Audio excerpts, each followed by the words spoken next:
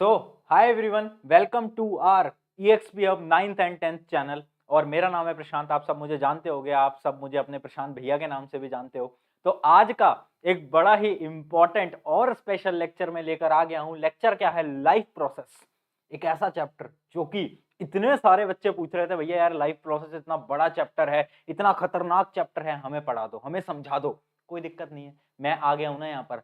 अब अगले 2 घंटे के अंदर इस चैप्टर को ऐसे हम खत्म करेंगे कि तुम्हें सब कुछ समझ आ जाएगा। और मैं गारंटी भी देता हूं कि इस लेक्चर के बाद आपको कहीं से भी पढ़ने की जरूरत नहीं पड़ने वाली, क्योंकि ये जो लेक्चर है ये इनफ है। इसके बाद कहीं से भी पढ़ोगे कोई फर्क नहीं पड़ने वाला, ये एक लेक्चर इनफ होगा लाइफ प्रोसेस के लिए। और आज एक स्पेशल चीज है, स्पेशल चीज ये भी है कि बायोलॉजी का यूट्यूब के ऊपर ही हमारा पहला लेक्चर है। मतलब इससे पहले यूट्यूब पे मैंने कभी बायोलॉजी नहीं पढ़ाई। नॉर्मली बायोलॉजी मैंने पढ़ाई हुई है, जो इन स्टूडेंट्स को मैं मेंटोर करता हूँ उनको पढ़ाई हुई है, बट सभी को यूट्यूब पे मैं पहली बार पढ़ाने जा रहा हूं। तो लाइफ प्रोसेस को स्टार्ट करते हैं, आरंभ करते हैं विद किससे भाई? जोश मीटर के साथ। जोश मीटर समझते हो क्या? पहली बार मेरा लेक्चर देख रहे हो? अगर पहली बार नहीं देख रहे तो जोश मीटर तो तुम्हें पता ही होगा। जब हम लेक्चर को शुरू करते हैं तो हम क्या पूछते हैं? जोश मीटर। 100 में से तुम्हारा जोश कितना है? जल्दी से फटाफट से कमेंट में बताओ कि भाई 100 में से कितना है हमारा जोश मीटर? कितना है? फटाफट से लिखे। कितना है? 100 है, 95 है, कितना है? कितना है? 50 तो नहीं है, 20 तो नहीं है, 10 तो नहीं है। अरे जोश बढ़ा ले यार, जोश बढ़ा ले। अब तू अपने प्रशांत बे की क्लास में आ गया है ना? यहाँ पर जोश अंदर से बाहर निकल के आता है। मोटिवेटेड पूरी क्लास में रहेंगे, मजाक मस्ती में पढ़ेंगे और लाइफ प्रोसेस को ऐसे कर लेंगे, है ना? तो चलो यार फिर हम आरंभ करते हैं, ज्यादा देरी नहीं करते, क्योंकि क्या है ना, बहुत सारे लोग फिर बोलेंगे यार प्रशांत भैया यार आप टाइम बहुत वेस्ट करते हो, थोड़ा जल्दी जल्दी पढ़ाया करो। कोई दिक्कत नहीं है, अभी समझा देते हैं। बट देखो, मैं मुस्कुरा तो रहा हूं बट मैं गम भी छुपा रहा हूं। गम क्या है? इस चैप्टर को समझने के लिए आपको थोड़ा कंसंट्रेशन की जरूरत पड़ने वाली है, पहली बता देता हूं, ठीक है? मतलब आपको कंसंट्रेटेड होकर मेरी सारी बातें आपको सुनते रहनी पड़ेंगी। आपका फोकस नहीं हिलना चाहिए, क्योंकि अगर आपका फोकस हिला तो ये चैप्टर ना थोड़ा ऊपर से निकलने लगेगा, ठीक है? तो बहुत फोकस्ड रहेंगे हर एक चीज पे। जहां पर मैं बोलूंगा ना कि ये चीज इंपॉर्टेंट है, उस इंपॉर्टेंट चीज को ध्यान से सुनना। क्योंकि यार पिछले 2-3 साल से आप जैसे स्टूडेंट्स को पढ़ा रहा हूं, मुझे पता है कि बोर्ड एग्जाम कहां से पेपर बनाता है, ठीक है? चाहे तुम सीबीएसई के हो, आईसीएसई के हो, एसएससी के हो, यूपी बोर्ड के हो, असम बोर्ड के हो, जम्मू कश्मीर बोर्ड के हो, फर्क नहीं पड़ता। सबके लिए ये चैप्टर आज मैं पूरी एनसीईआरटी लाइन बाय लाइन आपको पढ़ाने वाला हूं। इसके बाद आपको एनसीईआरटी वैसे भी पढ़ने की जरूरत नहीं पड़ेगी। तो हम क्या क्या पढ़ने वाले हैं? देखो, लाइफ प्रोसेस के अंदर बेसिकली 4 ही चीजें होती हैं: न्यूट्रिशन, रेस्पिरेशन, ट्रांसपोर्टेशन, एक्सक्रीशन। यही 4 चीजें। बट जितनी सिंपल दिख रही है उतनी सिंपल तो है नहीं, क्योंकि इसके अंदर हम बहुत डेप्थ में जाने वाले हैं। सबकी डेफिनेशन वगैरह सब कुछ आपको समझाता रहूंगा, टेंशन मत लो। सबसे पहले बात करते हैं कि लाइफ प्रोसेस होता क्या है। प्रशांत भैया ये तो बता दो, मतलब आप बात कर रहे हो लाइफ प्रोसेस, लाइफ प्रोसेस क्या है? लाइफ प्रोसेस क्या होता है? जिंदगी जीने के लिए जो हरकतें करनी जरूरी हैं उनको हम बोलते हैं लाइफ प्रोसेस। क्या फोन चलाना एक लाइफ प्रोसेस है? नहीं। अगर तुम फोन नहीं चलाओगे क्या तुम जिंदा रहोगे? हाँ रहेंगे तो, है ना? वो अलग बात है भैया, थोड़े से गम में रहेंगे, दुख में रहेंगे, सोचते रहेंगे कि इंस्टा पे उसका रिप्लाई आया, व्हाट्सएप पे उसका मैसेज आया, वो हम सोचते रहेंगे। बाकी जिंदगी तो हम जी सकते हैं बिना फोन के, पहले भी लोग जीते थे। तो क्या फोन चलाना एक लाइफ प्रोसेस है? नहीं। तो लाइफ प्रोसेस क्या है? वो प्रोसेसेस जो कि एसेंशियल हैं हमारी जिंदगी जीने के लिए। तो सबसे पहले डेफिनेशन देख लेते हैं। The various basic function performed by living organism to maintain their life on this earth. जिंदगी जीने के लिए जो जो प्रोसेस की हमें रिक्वायरमेंट है वो क्या होती है? हमारी लाइफ प्रोसेस। देखो, आज के समय पर हम 2023 के अंदर जी रहे हैं, 2024 में तुम्हारा बोर्ड है, शायद 2025 वाले भी इसको देख रहे हो। जब भी तुम बोर्ड एग्जाम देने वाले हो, ये लाइफ प्रोसेस की डेफिनेशन तो कोई तुमसे पूछेगा नहीं, ठीक है? इतना आसान पेपर नहीं आता किसी बोर्ड में कि तुमसे पूछ ले what is life process, but हाँ तुम्हें पता होना चाहिए। आगे बात करते हैं लाइफ प्रोसेस में हम जिन 4 चीजों के बारे में बात करने वाले हैं वो है न्यूट्रिशन, रेस्पिरेशन, ट्रांसपोर्टेशन, एक्सक्रीशन, है ना? इन चीजों को बहुत डेप्थ में बताऊंगा, एक एक की डेफिनेशन बताऊंगा। सबसे पहले हम ऊपर से समझ लेते हैं हो क्या रहा है। रेस्पिरेशन मतलब, न्यूट्रिशन का मतलब है खाना खाना, मैंने खाना खाया, ठीक है? रेस्पिरेशन का मतलब क्या हुआ? उस खाने का ब्रेक डाउन करना, ग्लूकोज की फॉर्म में ब्रेक डाउन करा। उसके बाद क्या है? वो जो ब्रेक डाउन कर लिया ब्लड वगैरह के अंदर, वो खाना मिल गया, उसके बाद उस खाने का ट्रांसपोर्ट करना, ट्रांसपोर्टेशन। और जो वेस्ट पार्टिकल है, जो वेस्ट मटेरियल है, उसको एक्सक्रीट करना, अपनी बॉडी से निकाल देना। यही 4 फंक्शन है। इन्हीं 4 फंक्शन को हम डिटेल में पढ़ेंगे, ठीक है? बहुत सिंपल चैप्टर है, मजे आ जाएंगे पढ़ के। अगर तुम बस थोड़ा सा फोकस्ड पे रह लोगे तो कोई टेंशन वाली बात नहीं है। पहले बता दो, ये स्क्रीन की ब्राइटनेस ठीक है क्या? स्क्रीन की ब्राइटनेस ठीक है क्या? बताएं, स्क्रीन की ब्राइटनेस एकदम ठीक है ना? कोई प्रॉब्लम तो नहीं है ना? हाँ जी, हाँ जी, हाँ जी, बहुत सही, बहुत सही, सब कुछ क्लियरली विजिबल है, बहुत बढ़िया। चलो, तो देखो ये चीजें मैं ज्यादा नहीं समझाऊंगा। 2 प्रकार के अपने ऑर्गेनिज्म होते हैं, यूनिसेलुलर और मल्टी सेलुलर। यूनिसेलुलर क्या होते हैं, जिनके एक सेल होते हैं, सिंगल सेल, जैसे कि अमीबा। अमीबा के बारे में बहुत पढ़ा होगा, नहीं पढ़ा तो आज पढ़ा देंगे। और मल्टी सेलुलर क्या होते हैं, जैसे कि हम ह्यूमन बींग्स या फिर प्लांट्स। बस इतनी सी चीज है, इसके ऊपर हम डेप्थ में नहीं जाएंगे, टेंशन की कोई बात नहीं है। उतना ही पढ़ाऊंगा जितना तुम्हारी पूरी एनसीईआरटी के अंदर लिखा हुआ है, ठीक है। मैं यहाँ पर एक्स्ट्रा पढ़ाऊंगा नहीं कि अच्छा ये भी पढ़ ले, वो भी पढ़ ले, वो भी पढ़ ले, जिसका कोई फायदा नहीं है।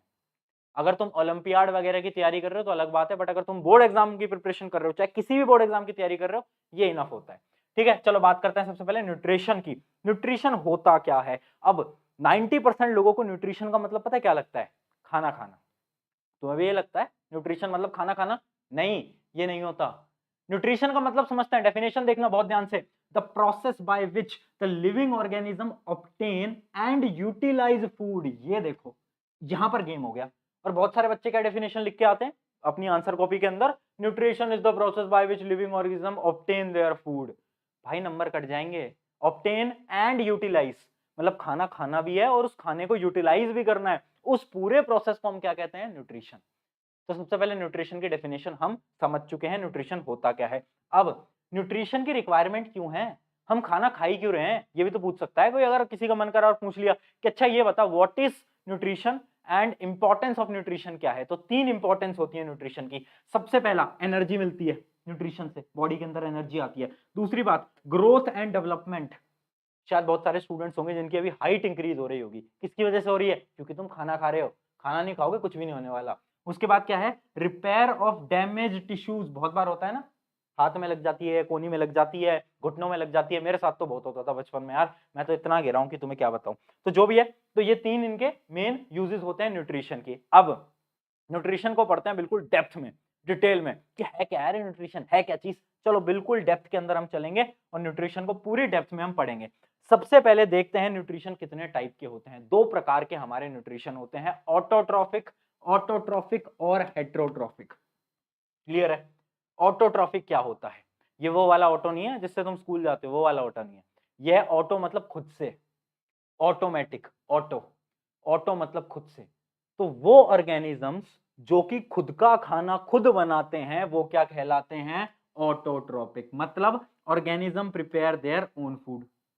और वो ऑर्गेनिज्म जो कि दूसरे ऑर्गेनिजम्स पे डिपेंड होते हैं अपने खाने के लिए, उनको हम क्या बोलते हैं? Heterotrophic nutrition. ठीक है। अब तुम बोलोगे भैया हमारे घर के अंदर तो हमारे मम्मी पापा भी खुद से खाना बनाते हैं, हम भी तो ऑटोट्रॉफिक में आ गए। अरे नहीं यार, ऐसा नहीं होता। इमेजिन करो तुम्हें आज सब्जी बनानी है आलू पालक की, तो तुम आलू लाए, पालक लाए, पानी लाए, नमक मिर्च लाए, लेके आए ना। तो वो जो आलू है वो क्या है? वो भी तो एक ऑर्गेनिज्म है। वो जो पालक है वो क्या है? वो भी तो एक ऑर्गेनिज्म है, प्लांट है ना। तो क्या तुम खुद का खाना खुद बना रहे हो? नहीं, तुम किसी और पे डिपेंडेंट हो। तो तुम क्या हो? हेट्रोट्रॉफिक। समझ गए? इस बात को समझ गए कि ऑटोट्रॉफिक और हेट्रोट्रॉफिक में क्या डिफरेंशिएशन होता है? क्या इतनी चीज हमें क्लियर है? क्या ये हमें हाँ या ना में एकदम दिमाग के अंदर घुस चुकी है क्या? जल्दी बताएं, जल्दी बताएं चैट सेक्शन में, क्या ये हमें बिल्कुल क्लियर है? एकदम बढ़िया, बहुत सही। देखो फिर से बता रहा हूं कि हमें चैप्टर को हमारे दिमाग के अंदर घुसाना है। ये चैप्टर ना बहुत ज्यादा इंपॉर्टेंट है, बहुत सारे सवाल इसके आते हैं। अगर तुम इस चैप्टर को ढंग से नहीं पढ़ोगे, तुम अपने बहुत सारे मार्क्स गवा दोगे एग्जाम के अंदर। तो बिल्कुल फोकस्ड हो जाओ। अभी भी अगर तुम पूछ रहे हो ना नेहा कैसी हो, सुनैना कैसी हो, तो चैट्स पे पूछना बंद कर दो और फोकस यहाँ पर आ जाओ। ठीक है, क्लियर है? आगे बढ़ते हैं। चलो अगला क्या है? Autotrophic nutrition. देखो ऑटोट्रॉफिक न्यूट्रिशन को समझ लेते हैं कि ऑटोट्रॉफिक न्यूट्रिशन के भी 2 टाइप हैं। न्यूट्रिशन के पहले 2 टाइप, ऑटोट्रॉफिक, हेट्रोट्रॉफिक। अब ऑटोट्रॉफिक के भी 2 टाइप, कौन कौन से? सबसे पहला होता है हमारा कौन सा? Photosynthetic autotrophic nutrition. इसका नाम ही बता रहा है, ये उस प्रकार का ऑटोट्रॉफिक न्यूट्रिशन है जिसके अंदर फोटोसिंथेसिस हो रहा है। फोटोसिंथेसिस तो सबको पता है ना, नहीं पता तो आज पढ़ा देंगे, क्या दिक्कत है। ये हमारा पहला फोटोसिंथेटिक क्या है? Autotrophic nutrition. इसको हम बिल्कुल डिटेल में पढ़ेंगे कि वो जो प्लांट होता है ना, प्लांट वो कैसे ऑटोट्रॉफिक न्यूट्रिशन करता है, कैसे वो फोटोसिंथेसिस की मदद से अपना न्यूट्रिशन प्रोवाइड करता है, पूरी डिटेल में पढ़ेंगे। बट उससे पहले हम सेकंड नंबर का जो हमारा न्यूट्रिशन है वो पढ़ लेते हैं, जो कि है केमोसिंथेटिक ऑटोट्रॉफिक न्यूट्रिशन। ये क्या होता है? इस न्यूट्रिशन के अंदर पता क्या होता है? इस प्रोसेस के अंदर जो ऑर्गेनिज्म होता है ना, वो केमिकल्स की मदद से अपनी एनर्जी बनाता है। मतलब वो बाहर से किसी और ऑर्गेनिज्म की मदद नहीं ले रहा है, वो खुद ही कुछ केमिकल्स की मदद से अपने लिए एनर्जी बना लेता है। इसकी डिटेल में नहीं जाएंगे, बस इतना समझ लो जैसे कि कुछ नाइट्रोजन कंपाउंड्स होते हैं, उनको ब्रेक डाउन करके जो ऑर्गेनिज्म होता है ना, वो क्या करता है, वो केमिकल एनर्जी में कन्वर्ट कर लेता है और वही केमिकल एनर्जी उसका फूड हो जाता है। क्लियर है? हाँ ना बोलो। इसका एक एग्जांपल बहुत इंपॉर्टेंट एग्जाम के अंदर पूछा भी गया हुआ है। एग्जांपल क्या है? पल्पर सल्फर बैक्टीरिया। नोट करें, नोट करें, फटाफट नोट करें। एक नोटबुक लेकर बैठे हो, नहीं बैठे हो?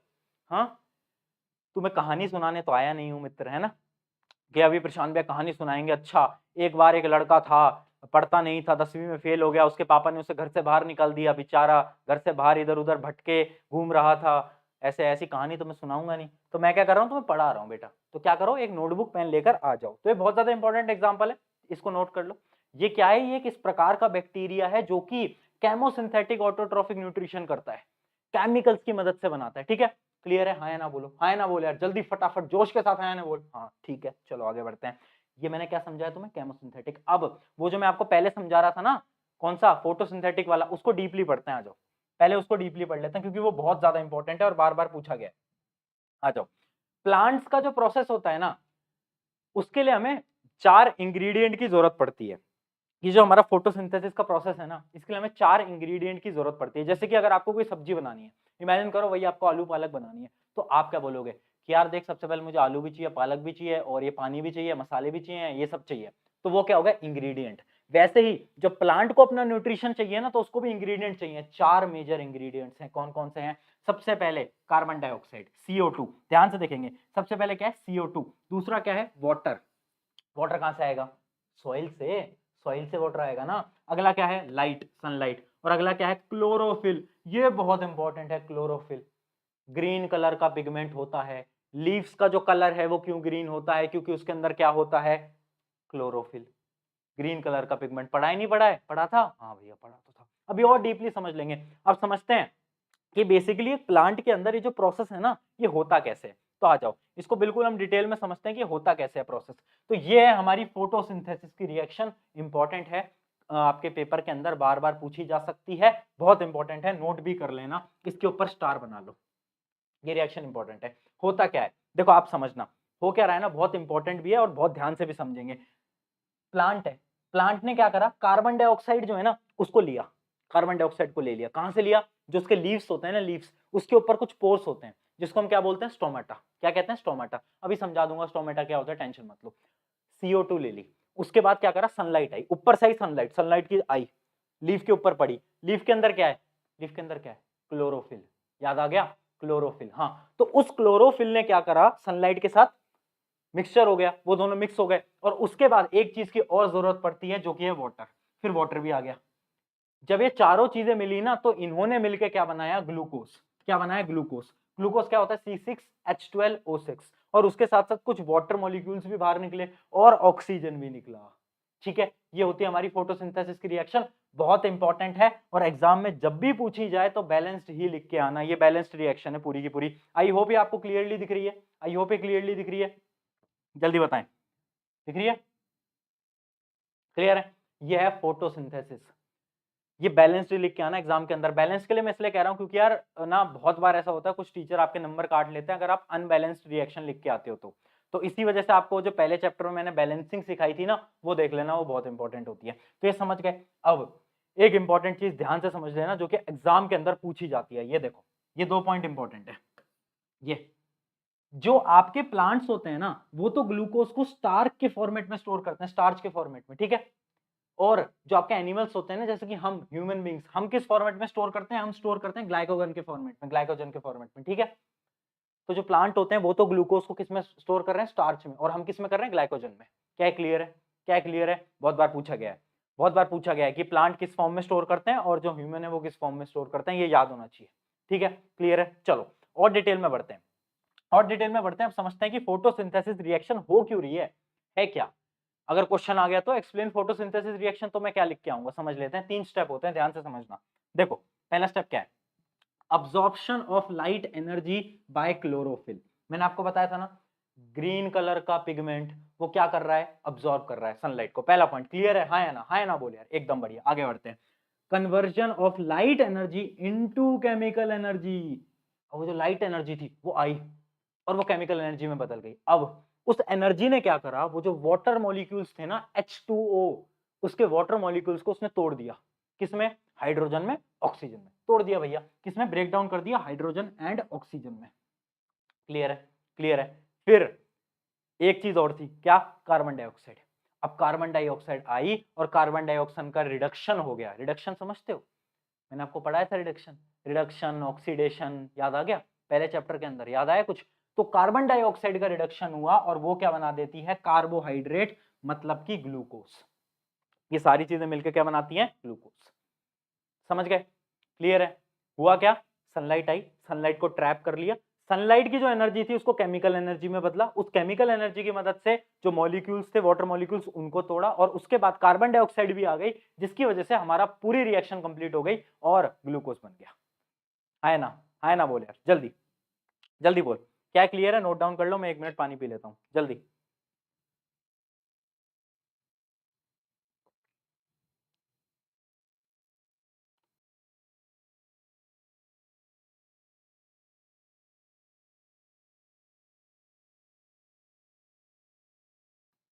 बताओ, ठीक है, ये समझ गए प्रोसेस। अब हम समझते हैं कि भैया वो जो गैस आ रही है ना, कार्बन डाइऑक्साइड, और ऑक्सीजन गैस बाहर जा रही है, वो प्रोसेस कैसे हो रहा है, वो प्रोसेस कैसे हो रहा है, लीव्स की वजह से। लीव्स के ऊपर एक ओपनिंग होती है जिसको कि हम बोलते हैं स्टोमाटा। अभी दिखा देता हूं, अभी दिखा देता हूं, स्टोमाटल पोर्स, ये होता है। ये बहुत ज्यादा इंपॉर्टेंट चीज है, क्योंकि यार देखो एक चीज मैं बता देता हूं, इसका सवाल भी बार बार पूछा जाता है। स्टोमाटल पोर्स क्या होते हैं, एक ओपनिंग होती है, टाइनी पोर्स होते हैं लीव के ऊपर, जहां से गैस का एक्सचेंज होता है। तो स्टोमाटल पोर्स के देखो 2 फीचर्स हैं बहुत ज्यादा इंपॉर्टेंट, ध्यान से देख लेना। पहला फीचर है ट्रांसपिरेशन। ट्रांसपिरेशन क्या होता है, किसी को पता है, किसी को पता है ट्रांसपिरेशन क्या होता है, याद आ रहा है, 9th के अंदर कुछ पढ़ा था ट्रांसपिरेशन, नहीं आ रहा, समझा देता हूं। ट्रांसपिरेशन होता है removal of excess of water. क्या है, क्या है, रिमूवल ऑफ वाटर। जो भी एक्सेस ऑफ वाटर है ना, उसको जब लीव्स के ऊपर से रिमूव करा जाता है इन दी फॉर्म ऑफ क्या, वाटर वेपर। किसकी फॉर्म में, इन वाटर वेपर, किसके अंदर, वाटर वेपर। इसको मैं लिख रहा हूं डब्ल्यू, क्या लिखूं, वाटर और vapour, W we, W we, ठीक है, शॉर्ट फॉर्म में लिख रहा हूं। अब अपनी भाषा के अंदर नोट कर लेना कि वो जो पानी है ना, उसको वाटर वेपर की फॉर्म में बाहर निकाला जा रहा है, क्या हुआ, ये ट्रांसपिरेशन, ठीक है। अब तुम पूछोगे भैया एक्सेस ऑफ वाटर आया कहां से, अरे मेरे दोस्त, अभी फोटोसिंथेसिस की रिएक्शन पड़ी थी ना, उसके अंदर वाटर भी तो निकला था, याद आ गया, हाँ, तो वही तो पानी बाहर गया है यार। दूसरा फीचर क्या है इसका, दूसरा फीचर है exchange of gases during photosynthesis. ये तो पता ही है, देखो कार्बन डाइऑक्साइड आ रही है, ऑक्सीजन बन रही है, तो वो जो ऑक्सीजन बन रही है ना, वो बाहर जा रही है, कार्बन डाइऑक्साइड अंदर आ रही है, तो वो एक्सचेंज ऑफ गैसेस हो रहा है। अब एक बहुत ज्यादा इंपॉर्टेंट डायग्राम तुम्हें दिखाने जा रहा हूं, बहुत ध्यान से समझना, ये डायग्राम बार बार पूछा जाता है। आ जाओ,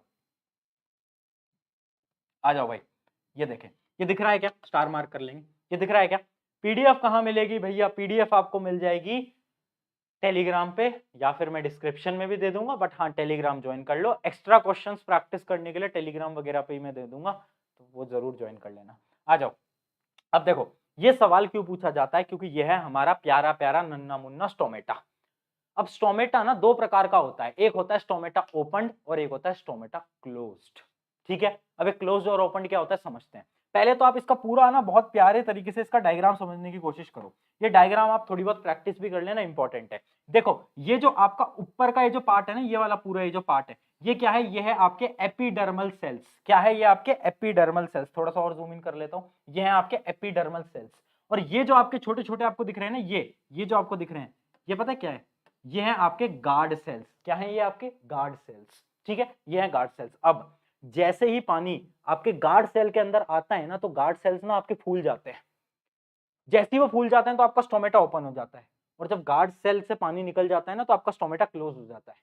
तो सवाल आया गया है कि जो ओपनिंग और क्लोजिंग ऑफ स्टोमेटा होती है ना, वो कैसे होती है, कैसे हुई, गार्ड सेल की मदद से। गार्ड सेल में पानी आया तो क्या हुआ, ओपन हो गया, गार्ड सेल से पानी गया, क्लोज हो गया, सिंपल। अब देखो इस गार्ड सेल के अंदर ये पोर होता है जिसको हम कहते हैं स्टोमेटल पोर्स, ठीक है। ये बहुत सिंपल डायग्राम है, बार बार ये डायग्राम पूछा जाता है, 3 नंबर के सवाल में भी आ जाता है। बस इतना याद रखना, गार्ड सेल की मदद से ही हमारा ओपनिंग एंड क्लोजिंग हो पाती है। क्या क्लियर है, जल्दी बताओ, स्टोमेटल ओपनिंग एंड क्लोजिंग समझ आ गई क्या, जल्दी बताओ। अच्छा ये भी चीज याद रखना, यहाँ पर जो आपको ग्रीन पिगमेंट दिख रहे हैं ना, यहाँ पर ये ग्रीन पिगमेंट, ये वही है, क्लोरोफिल है, क्लोरोफिल है, ठीक है। ये डायग्राम एनसीईआरटी के अंदर भी है, तो इस डायग्राम को याद तो जरूर कर लेना। आई होप ये क्लियर हो गया होगा, हाँ या ना। आगे बढ़ते हैं, चलो। थोड़ा लंबा चैप्टर है, तो मैं ट्राई करूंगा कि मैं नॉर्मल स्पीड में पढ़ाऊं, मैं बार बार चीजों को रिपीट नहीं कर पाऊंगा। तो अगर आप इसकी वीडियो देख रहे हो तो हाँ, आप थोड़ा ना मतलब बैक करके वापस से देख सकते हो अगर आपको कोई चीज एक बार में समझ नहीं आ पाती तो। बट मैं एक चीज बोलूंगा कि बहुत सारे बच्चे तो ना 2x पे लेक्चर को देखते हैं, दो हम तो भैया डबल स्पीड पे देखेंगे, ये मत करना है ना। लेक्चर थोड़ा कॉम्प्लिकेटेड है, 1x पे देख लो या 1.5x पे देख लो, उतना बहुत है। चलो, opening and closing of stomata मैंने आपको समझा ही दिया, ये दोनों पॉइंट्स मैंने आपको एकदम क्लियरली आपको समझा दिए। आई होप एक बार इनको पढ़ भी लो, ये दोनों मैंने आपको अभी अभी समझा दिए हैं। क्लियर है? क्लियर है, चलो आगे बढ़ा जाए। अब क्या है आगे, एक मिनट देख लेते हैं अब क्या है आगे। अब हम पढ़ रहे हैं फोटोसिंथेसिस इन डेजर्ट प्लांट। ये तो भैया हमारे हो गए नॉर्मल प्लांट। अब डेजर्ट में क्या होता है ना, बहुत गर्मी होती है। अब डेजर्ट में इतनी ज्यादा गर्मी होती है ना, जिस वजह से पानी भी बहुत कम होता है। तो डेजर्ट वाले जो प्लांट होते हैं ना, वो कैसे बनाते हैं यार खाना, कभी सोचा है? वो भी फोटोसिंथेसिस से ही बनाते हैं, बट उनका प्रोसेस अलग होता है। कैसे? वो क्या करते हैं ना, दिन के टाइम पे, जब दिन है बहुत ज्यादा धूप है, उस टाइम पे जो सनलाइट है ना उसको कैप्चर कर लेते हैं, क्लोरोफिल के अंदर केमिकल एनर्जी के अंदर कन्वर्ट करके अपने पास रख लेते हैं। ठीक है, उन्होंने सनलाइट को अपने पास रख लिया। अब अगर वो अपनी स्टोमेटल पोर्स को ओपन करेंगे, अगर उन्होंने स्टोमेटल पोर्स को ओपन करा तो क्या होगा, तो जितना भी पानी है वो तो इतनी ज्यादा धूप की वजह से पानी तो निकल जाएगा और स्टोमेटल पोर्स बंद हो जाएंगे, क्योंकि स्टोमेटल पोर्स किसकी वजह से खुलते हैं, पानी की वजह से खुलते हैं ना, और वहां पानी तो नहीं है। तो वो क्या करते हैं, वो सनलाइट को कैप्चर करके रखते हैं और अपने जो स्टोमेटल पोर्स है ना उनको ओपन नहीं करते, उनको बंद रखते हैं। फोटोसिंथेसिस को प्रोसेस कोई नहीं करते। बट जैसे ही सनसेट होता है रात का समय, तो वो क्या करते हैं, अपने पोर्स को ओपन कर लेते हैं और कार्बन डाइऑक्साइड ले लेते हैं और ऑक्सीजन को बाहर छोड़ना स्टार्ट कर देते हैं। तो वो इस प्रोसेस को कब परफॉर्म करते हैं, रात को। सनलाइट दिन में कैप्चर कर लेते हैं और रात को पूरे प्रोसेस को करते हैं। आई होप ये क्लियर हो गया होगा, आई होप ये क्लियर हो गया होगा। जल्दी बताएं जल्दी बताएं। एक तो बोल बोल के ना इतना गला वो हो जाता है, क्या बताऊं मैं तुम्हें भाई, बहुत ज्यादा। एक दो बार तो ऐसा हो जाता है कि मतलब आवाज ही नहीं निकल रही, बट फिर भी क्या करें, लेक्चर लेने, तुम्हें भी पढ़ाना है, जेई को भी पढ़ाना है, नीट को भी पढ़ाना है, क्या कर सकते हैं, काम है। ठीक है, क्लियर है क्या क्लियर है क्या, बताएं। डन। अब हम बात करते हैं, हमने पहले न्यूट्रिशन की बात करी थी, ऑटोट्रॉफिक। यहां पर आपका जो ऑटोट्रॉफिक न्यूट्रिशन है ना, वो ऑलमोस्ट आपका खत्म हो गया है। ठीक है, ऑटोट्रॉफिक न्यूट्रिशन आपका पूरा समाप्त हो गया है, हमने प्लांट्स वगैरह का देख लिया। अब हम बात करते हैं हेट्रोट्रॉफिक न्यूट्रिशन की, आ जाओ। अब हम बात करेंगे हेट्रोट्रॉफिक न्यूट्रिशन की। हेट्रोट्रॉफिक याद है ना, हेट्रोट्रॉफिक याद है ना, जो किसी और ऑर्गेनिज्म की मदद से खुद का खाना बनाते हैं भैया, वो होते हैं हेट्रोट्रॉफिक। हेट्रोट्रॉफिक के 3 प्रकार कौन कौन से, आ जाओ देख लेते हैं। पहला क्या है, होलोजोइक। होलोजोइक पहला क्या है, होलोजोइक। दूसरा क्या है, सेप्रोट्रॉफिक। तीसरा क्या है, पैरासाइट। होलोजोइक कौन होते हैं, होलोजोइक होते हैं जैसे हम ह्यूमन बीइंग, हम भी होलोजोइक में आते हैं। ठीक है, दूसरा क्या है, सेप्रोफाइटिक, अभी समझा दूंगा सेप्रोट्रॉफिक क्या होता है, और तीसरा क्या है, पैरासाइट, ये भी समझा दूंगा। सबसे पहले स्टार्ट करते हैं होलोजोइक से, क्योंकि होलोजोइक बहुत सिंपल है। होलोजोइक के अंदर क्या होता है, देखो, the organisms feed by ingesting solid organic matter which is then digested and absorbed in their bodies। मतलब कोई भी ऐसा ऑर्गेनिज्म जो कि कोई सॉलिड मटेरियल को खा रहा है और उसको अपने डाइजेस्टिव सिस्टम के अंदर डाइजेस्ट करवा रहा है, वो क्या कहलाता है, होलोजोइक न्यूट्रिशन। ठीक है, उसके अंदर कौन आता है, ह्यूमन बीइंग आते हैं, बहुत सारे एनिमल्स आते हैं, जैसे कि कोई भी हो सकता है, गाय मान लो, बकरी मान लो, कुछ भी मान लो, सब आते हैं ना उसके अंदर, तो सब आते हैं ना। तो ये हो गया होलोजोइक। तो होलोजोइक कोई भी पूछे तो डेफिनेशन याद रखना, जो भी ऑर्गेनिज्म एक सॉलिड ऑर्गेनिक मटेरियल को खाते हैं और अपनी बॉडी के अंदर डाइजेशन प्रोसेस को स्टार्ट करवाते हैं, वो कहलाते हैं होलोजोइक के अंदर। ठीक है, इसके 3 टाइप होते हैं और ये 3 टाइप आपको ऑलरेडी पता होंगे, मुझे बताने की जरूरत नहीं है। कौन से 3, आ जाओ, हर्बीवोर, कार्निवोर, ओमनिवोर। बताएं बताएं, हर्बीवोर और ये कार्निवोर तो सबको पता होगा, बट कमेंट्स के अंदर आपको ये बताना है अभी कि ओमनिवोर क्या होता था। क्या आपको याद है ओमनिवोर के बारे में, जल्दी बताएं कमेंट के अंदर, हम बढ़ रहे हैं आगे। आ जाओ, अगला क्या है, सेप्रोट्रॉफिक। अब सेप्रोट्रॉफिक बहुत अच्छा है और ये बड़ा शानदार है, इसकी डेफिनेशन पढ़ना फिर समझाऊंगा, बहुत ज्यादा प्यारा है। देखो, feeds on dead and decaying matter. अब तुम सोचोगे कि भैया शेर भी तो जानवर को मारने के बाद ही खाता है ना, तो इसका मतलब तो ये हुआ ना, जो एनिमल्स या फिर जो organisms dead and decaying matter को खाते हैं वो सेप्रोट्रॉफिक होंगे। तो मतलब शेर भी सेप्रोट्रॉफिक में आना चाहिए, नहीं नहीं। सेप्रोट्रॉफिक का मतलब समझते हैं, वो खाते तो हैं डेड एंड डीकिंग मैटर को। इसका ये मतलब है कि वो पता है क्या करते हैं, वो किसी भी ऑर्गेनिज्म को या फिर जिसको भी वो खा रहे हैं ना, जो उनका फूड है, उसको वो अपनी बॉडी से बाहर ही डाइजेस्ट कर लेते हैं। वो अपनी बॉडी के अंदर डाइजेस्ट नहीं कर रहे हैं, वो बाहर ही बॉडी को, उनकी जो सामने उनका जो फूड है उसको पूरा डाइजेस्ट कर देंगे, ब्रेक डाउन कर देंगे, और जो उसके न्यूट्रिएंट्स होंगे डायरेक्टली उन न्यूट्रिएंट्स को अपनी बॉडी के अंदर ले लेंगे।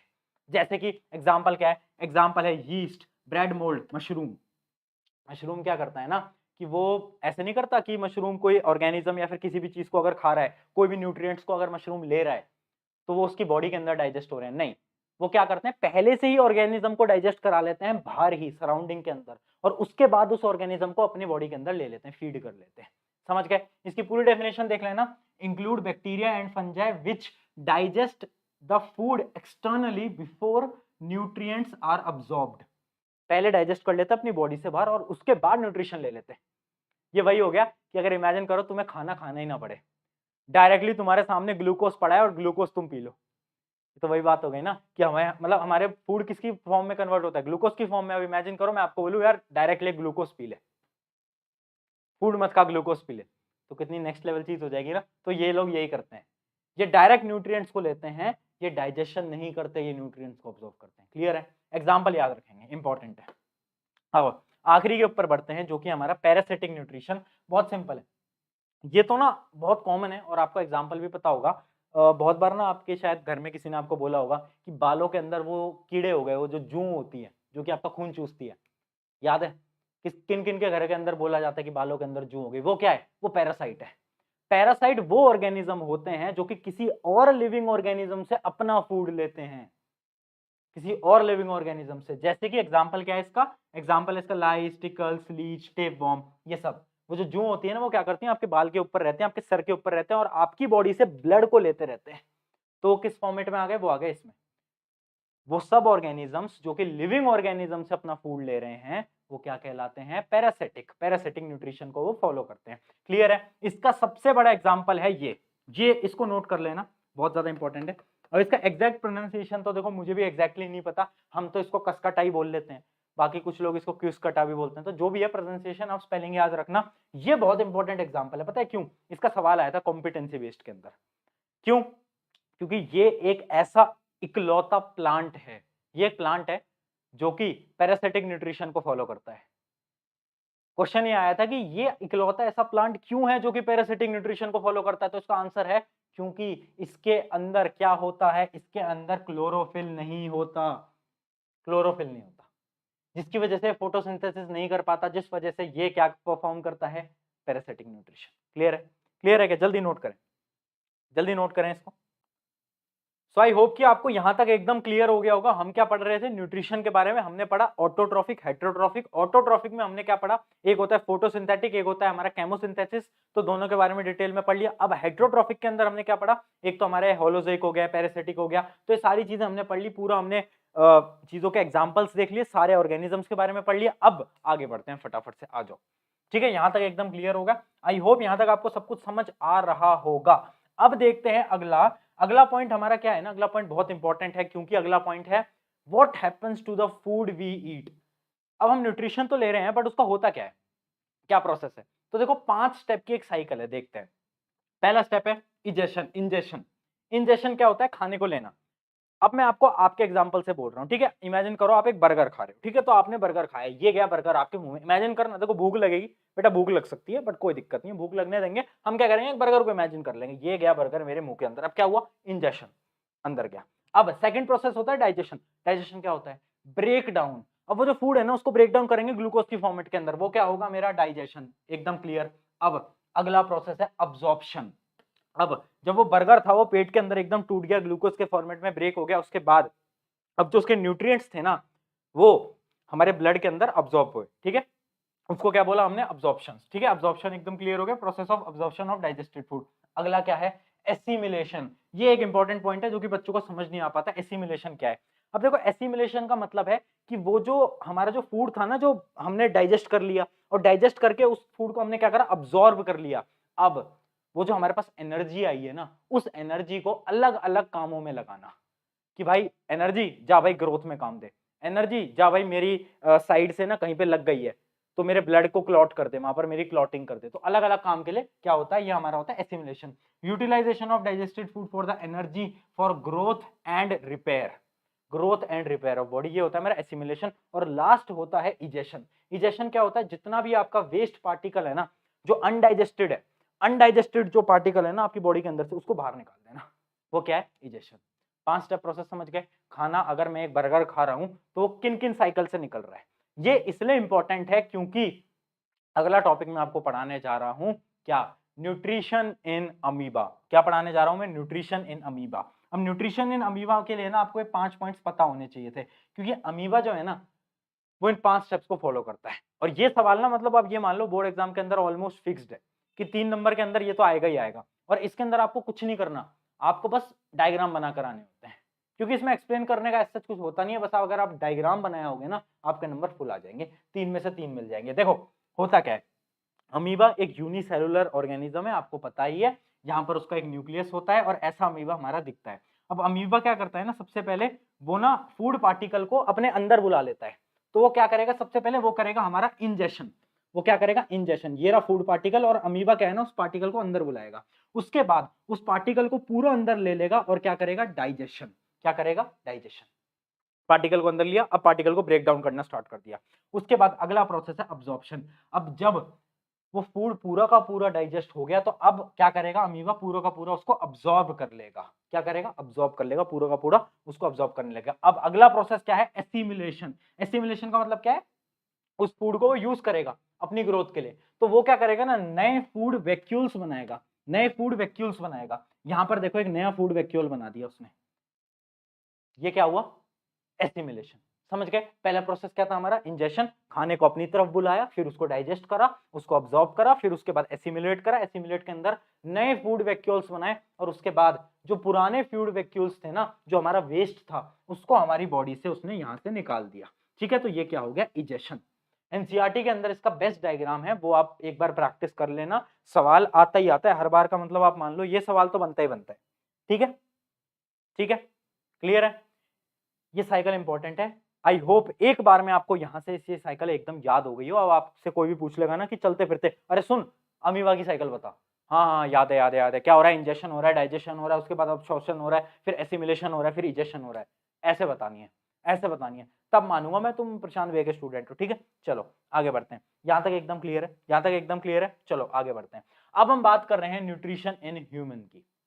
अगर मैं एक खाना खा रहा हूं तो वो खाना किस किस प्रकार से डाइजेस्ट होगा, पूरी न्यूट्रिशन को समझते हैं। अभी हम न्यूट्रिशन ही पढ़ रहे हैं, अभी तो हम रेस्पिरेशन पे भी नहीं आए। अभी हमें रेस्पिरेशन भी पढ़ना है, फिर हमें आगे ट्रांसपोर्टेशन भी पढ़ना है, फिर हमें वो एक्सक्रीशन भी पढ़ना है, सब पढ़ना है। न्यूट्रिशन पढ़ते हैं क्योंकि nutrition one of the most important topic है। ध्यान से देखना, न्यूट्रिशन का पहला स्टेप क्या है, जो न्यूट्रिशन है ना ह्यूमन बॉडी का, जो डाइजेस्टिव सिस्टम है ना, वो 2 पार्ट्स के अंदर डिवाइड किया हुआ है, 2 पार्ट्स के अंदर। ध्यान से सुनना, अगर सुनते हो मैं आपको गारंटी से बोलता हूं आप भूलोगे नहीं, ये मेरी आपसे बात है, पक्की बात है, आप नहीं भूलोगे। देखो 2 स्टेप्स हैं। सबसे पहला क्या है, एलिमेंट्री कैनाल, याद रखेंगे, पहला क्या है, एलिमेंट्री कैनाल। दूसरा क्या है, एसोसिएटेड ऑर्गन्स। अब तुम सोच रहे होगे एलिमेंट्री कैनाल क्या है, एसोसिएटेड ऑर्गन्स क्या है, देखो देखते हैं।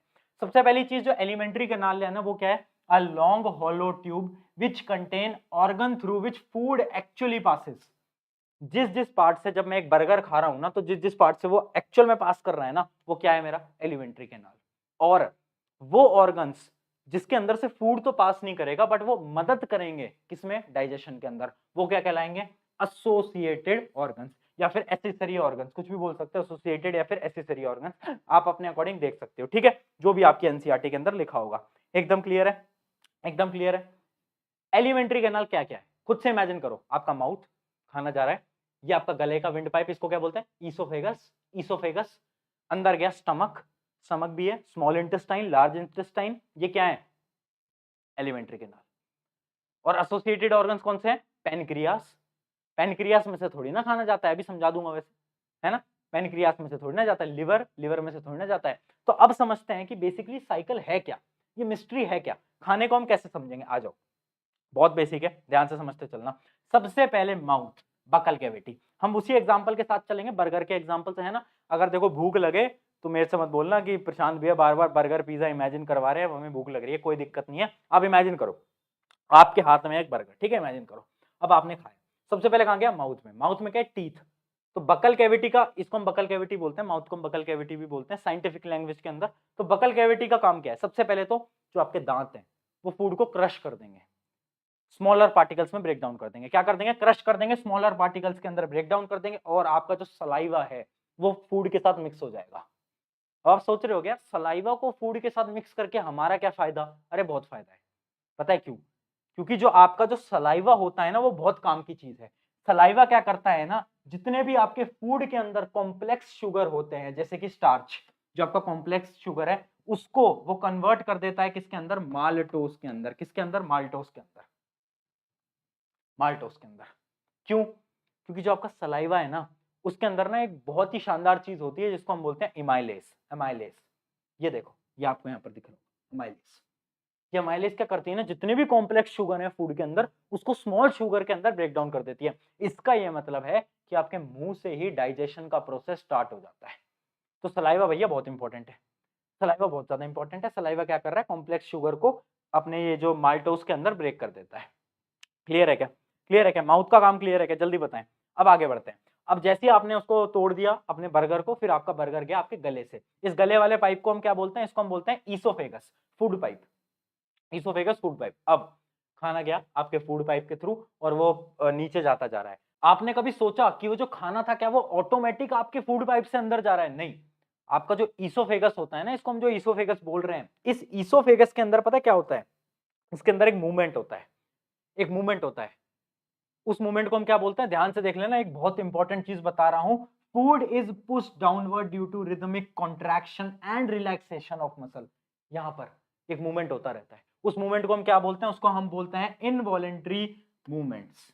बहुत ज्यादा इंपॉर्टेंट लाइन है, इस लाइन को नोट कर लो, स्टार मार्क कर लो। कभी भी ये सवाल आ सकता है कि ईसोफेगस के अंदर, फूड के अंदर कैसे फूड आपका ईसोफेगस के थ्रू नीचे जाता है।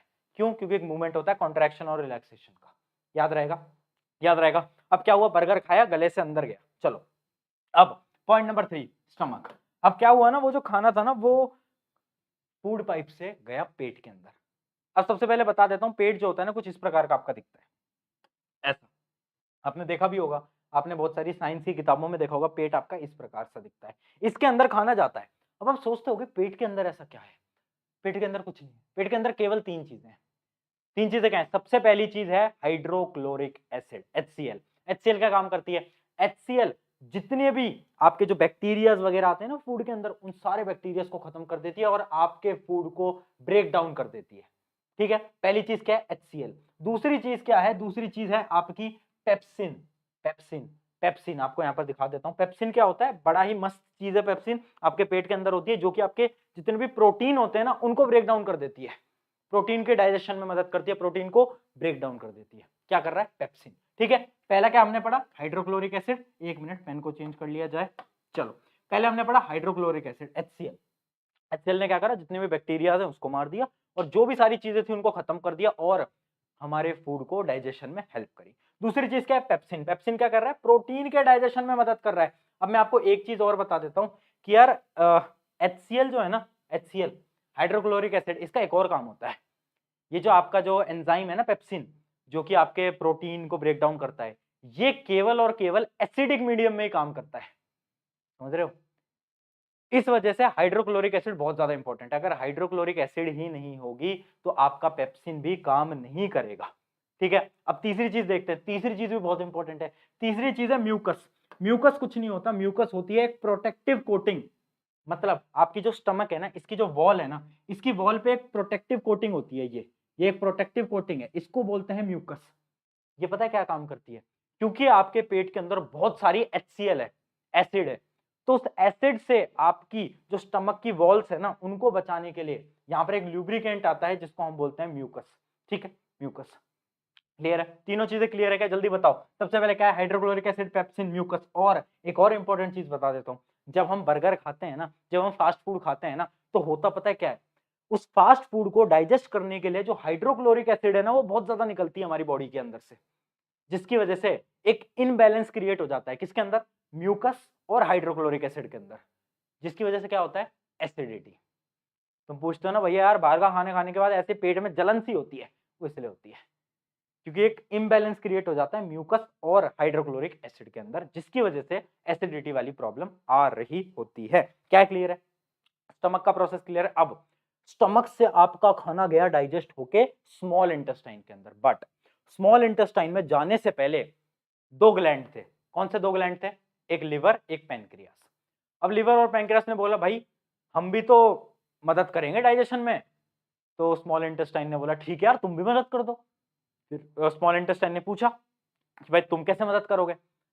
तो भाई उन्होंने बोला हम तो बहुत इंपॉर्टेंट मदद करेंगे तुम्हारी। कैसे? देखते हैं, आ जाओ। तो अब क्या होगा ना, जो लिवर है ना, लिवर, वो लिवर आपको ना बाइल जूस देगा। बाइल जूस, लिवर का एक जूस होता है स्पेशल जूस, बाइल जूस, जिसको वो यहाँ पर स्टोर करके रखता है गॉल ब्लैडर के अंदर। ये आप देख सकते हो, ये है आपका गॉल ब्लैडर, यहाँ पर वो स्टोर करके रखता है। तो स्मॉल इंटेस्टाइन में जाने से पहले वो क्या करता है ना, गॉल ब्लैडर से कहता है कि भाई मेरा जो बाइल जूस है ना, वो जल्दी से फटाफट फूड को दे दे। तो फूड के पास बाइल जूस जाता है। अब तुम पूछोगे भैया बाइल जूस में ऐसा क्या है यार, बाइल जूस क्यों इंपॉर्टेंट है? बहुत इंपॉर्टेंट है, समझते हैं, आ जाओ। इंपॉर्टेंस क्या है बाइल जूस की, देखते हैं। पहला इंपॉर्टेंट है बाइल जूस का कि bile juice makes food alkaline. Alkaline मतलब समझते हो, बेसिक। स्टमक के अंदर जो खाना था ना, वो क्या था? एसिडिक। क्यों? क्योंकि हाइड्रोक्लोरिक एसिड से निकल के आया। भाई कितना एसिडिक है, इस वजह से उस खाने को बेसिक भी तो करना है, नॉर्मल तो करना है ना, जिस वजह से बाइल जूस क्या करता है ना, एल्कलाइन कर देता है, बेसिक फॉर्म में कन्वर्ट कर देता है फूड को। उसके साथ साथ सबसे इंपॉर्टेंट काम बाइल जूस करता है वो है ये, देखना, इस लाइन को पढ़ो, जल्दी से पढ़ो मेरे साथ, इस लाइन को पढ़ो, ये बहुत इंपॉर्टेंट है, बार बार इसका सवाल पूछा गया है। Emulsification of fats. जो आपने बर्गर खाया उसके अंदर फैट्स थे, तो जो फैट्स के बड़े बड़े ग्लोब्यूल्स होते हैं ना, बड़े बड़े ग्लोब्यूल्स, उनको ब्रेक डाउन कर देता है। इमल्सिफिकेशन का मतलब होता है break down of big globules of fats into smaller ones. Definition आगे मैंने आपको दिखा भी रखी है कि ऐसे बड़े बड़े फैट ग्लोब्यूल्स होते हैं, उनको छोटे छोटे फैट ग्लोब्यूल्स में कन्वर्ट कर देता है कौन? Bile juice. बाइल जूस का काम समझ गए? पहला क्या है? एल्कलाइन कर देना, बेसिक कर देना, और दूसरा फैट, फैट ग्लोब्यूल्स जो बड़े बड़े थे उनको छोटे छोटों में कन्वर्ट कर देना। क्लियर है? क्लियर है, ठीक है। यहां पर लिवर का हुआ काम खत्म। इंटेस्टाइन ने बोला, स्मॉल इंटेस्टाइन ने हाथ जोड़ के शुक्रिया आपका हमारी इतनी मदद करने के लिए, tata bye bye goodbye. अब पैनक्रियाज आता है। पैनक्रियाज कहता है भैया मैं भी मदद करना चाहता हूं। तो स्मॉल इंटेस्टाइन ने बोला अच्छा यार तुम भी मदद कर दो। तुम कैसे मदद करोगे? तो पैनक्रियाज ने बोला कि हम तो ऐसी मदद करेंगे कि आप हमेशा याद रखोगे। क्या मदद करी उसने? उसने 3 एंजाइम्स दे दिए, 3 ऐसे एंजाइम्स जो कि बहुत इंपॉर्टेंट है। ध्यान से देखते हैं 3 एंजाइम्स कौन से हैं, मतलब बहुत ज्यादा इंपॉर्टेंट है, ध्यान से देखना। आ जाओ, एक मिनट भाई, पेन को क्या हो जाता है, देखो 3 एंजाइम्स। सबसे पहला ट्रिप्सिन, दूसरा लाइपेस, तीसरा पेनक्रियाटिक एमाइलेज। दिख रहा है ये एकदम, ट्रिप्सिन, लाइपेस, पेनक्रियाटिक एमाइलेज। पहली चीज ट्रिप्सिन। ट्रिप्सिन क्या करता है? ये याद करने पड़ेंगे ना। तुम बोल रहे हो भैया ये कैसे याद होगा? करने पड़ेंगे, नहीं करोगे नंबर कट जाएंगे, याद तो करने पड़ेंगे, है ना। इतना तो कर सकते हो, जब तुम अपनी लैला मजनू के नंबर याद रख सकते हो, फोन नंबर 10 डिजिट वाले, तो तुम ये भी कर सकते हो। चलो आ जाओ, ट्रिप्सिन क्या करता है? Helps in digestion of protein. Protein के जो डाइजेशन में है उसमें मदद करता है ट्रिप्सिन। उसके बाद लाइपेस क्या करता है? Helps in break down of emulsified fat. याद है लिवर ने क्या करा? बाइल जूस ने बड़े बड़े फ्लैट जो अपने फैट ग्लोब्यूल्स थे उसको स्मॉल फैट ग्लोब्यूल्स में कन्वर्ट कर दिया। अब ये जो है ना लाइपेस, लाइपेस ने वो जो स्मॉल फैट ग्लोब्यूल्स थे ना उनको और ब्रेक डाउन कर दिया और तोड़ दिया, ठीक है, तो उनके ब्रेक डाउन में मदद करा। और तीसरा होता है पेनक्रियाटिक अमाइलेस। ये क्या करता है? ये करता है helps in digestion of carbohydrate, ठीक है, इसने कर दिया कार्बोहाइड्रेट। तो स्मॉल इंटेस्टाइन ने बोला यार तुम लोगों ने तो बहुत मदद कर दी, शुक्रिया, अब खाने को मेरी तरफ दे दो, ठीक है। तो अब जो खाना है वो कहाँ गया? स्मॉल इंटेस्टाइन की तरफ। अब स्मॉल इंटेस्टाइन का केवल नाम ही छोटा है ना, वैसे इज्जत इसकी बहुत बड़ी है। क्यों? क्योंकि स्मॉल इंटेस्टाइन लार्जेस्ट है, लार्जेस्ट। वैसे अगर मैं बोलूँ ना डायमीटर में तो बहुत छोटी ट्यूब है, बट वैसे बहुत बड़ी है। कितनी लंबी है? कितनी लंबी है? 5 से 7 मीटर लंबी है। सोचो, स्मॉल इंटेस्टाइन तो वैसे ही बदनाम है, वैसे तो इतनी लंबी है, ठीक है। तो ये हमारी स्मॉल इंटेस्टाइन।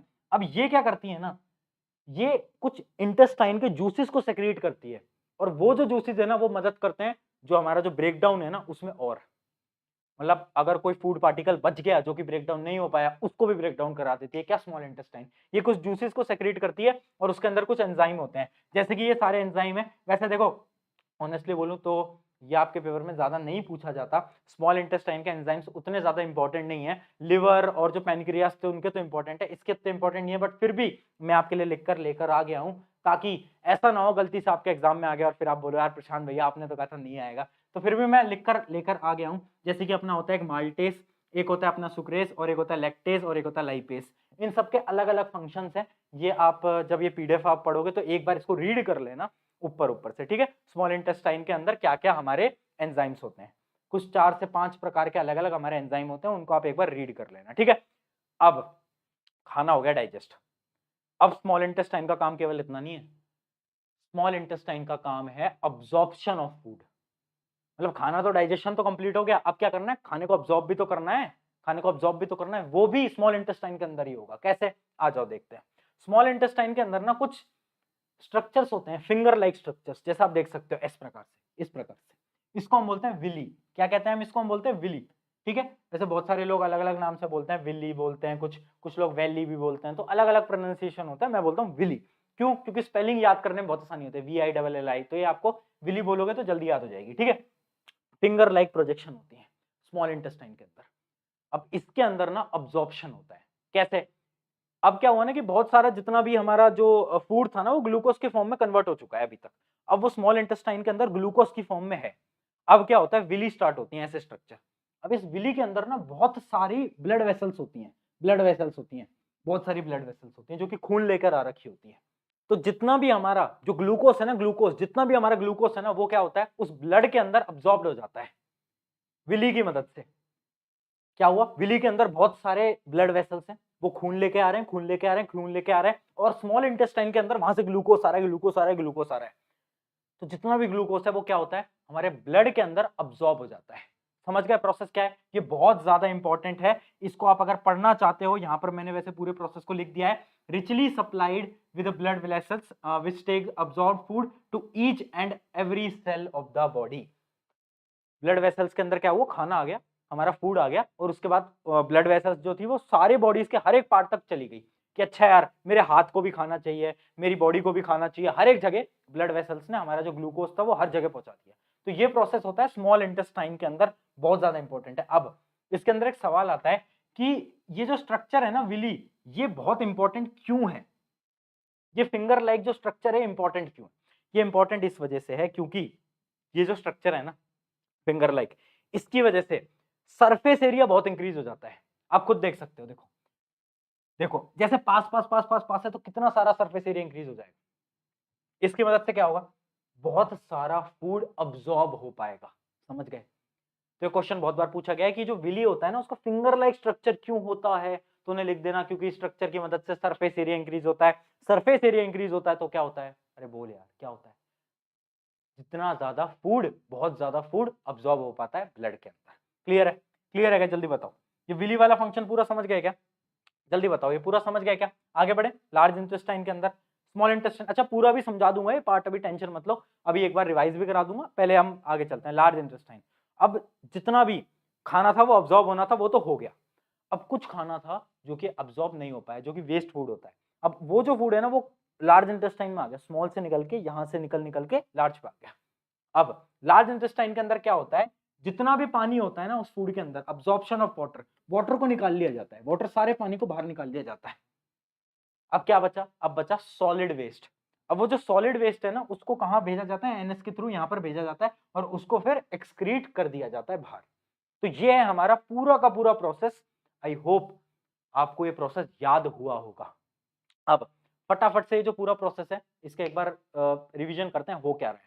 सबसे पहले क्या हुआ, मेरे हाथ में बर्गर था, मैंने खाया, बकल कैविटी के अंदर मेरे वो बर्गर गया, मैंने अपने दांतों से तोड़ा, और मेरा सलाइवा था, सलाइवा ने क्या करा, सलाइवा ने क्या करा, जितने भी हमारे वो जो कॉम्प्लेक्स शुगर था उसको माल्टोस के अंदर कन्वर्ट कर दिया। अब वो जो खाना है ना वो मेरे ईसोफेगस में मूवमेंट की वजह से नीचे आया और स्टमक के अंदर गया। अब स्टमक के अंदर तीन चीजें थी, क्या थी, HCl हाइड्रोक्लोरिक एसिड, दूसरा क्या था, जल्दी बोलो, पेप्सिन, पेप्सिन प्रोटीन को तोड़ने के लिए, पेप्सिन। तीसरी चीज क्या थी, म्यूकस लेयर, प्रोटेक्टिव लेयर। ठीक है, यहां पर खाना थोड़ा बहुत टूटा फूटा और उसके बाद वो स्मॉल इंटेस्टाइन की तरफ नीचे बढ़ा, बट वहां पर दो गुंडे खड़े थे, गुंडे कौन थे, पेनक्रियास और लिवर, पेनक्रियास और लिवर। अब लिवर बोलता है भाई मेरे को भी मदद करनी है, तो लिवर ने मदद करी, कैसे, बाइल जूस से, बाइल जूस से। और उसके अलावा जो पेनक्रियास था उसने बोला यार मुझे भी मदद करनी है, पेनक्रियास ने कैसे करी, तीन अलग अलग एंजाइम्स की मदद से, याद है ना ट्रिप्सिन वगैरह, याद है ना, उन सबके फीचर भी याद होने चाहिए। उसके बाद वो जो खाना है ना, अच्छा बाइल जूस की एक इंपॉर्टेंट चीज समझ लेना, बाइल जूस वो जो एसिडिक फूड होता है ना उसको एल्कलाइन में कन्वर्ट कर देता है। और दूसरा क्या था, इमल्सिफिकेशन ऑफ फैट, याद रखना। उसके बाद वो जो अपना खाना था ना वो निकल के कहाँ गया, वो निकल के नीचे आ गया स्मॉल इंटेस्टाइन में। अब स्मॉल इंटेस्टाइन ने अपने अलग अलग जूसेस को सेक्रेट कराया और उस खाने को पूरी तरीके से ब्रेक डाउन कर दिया।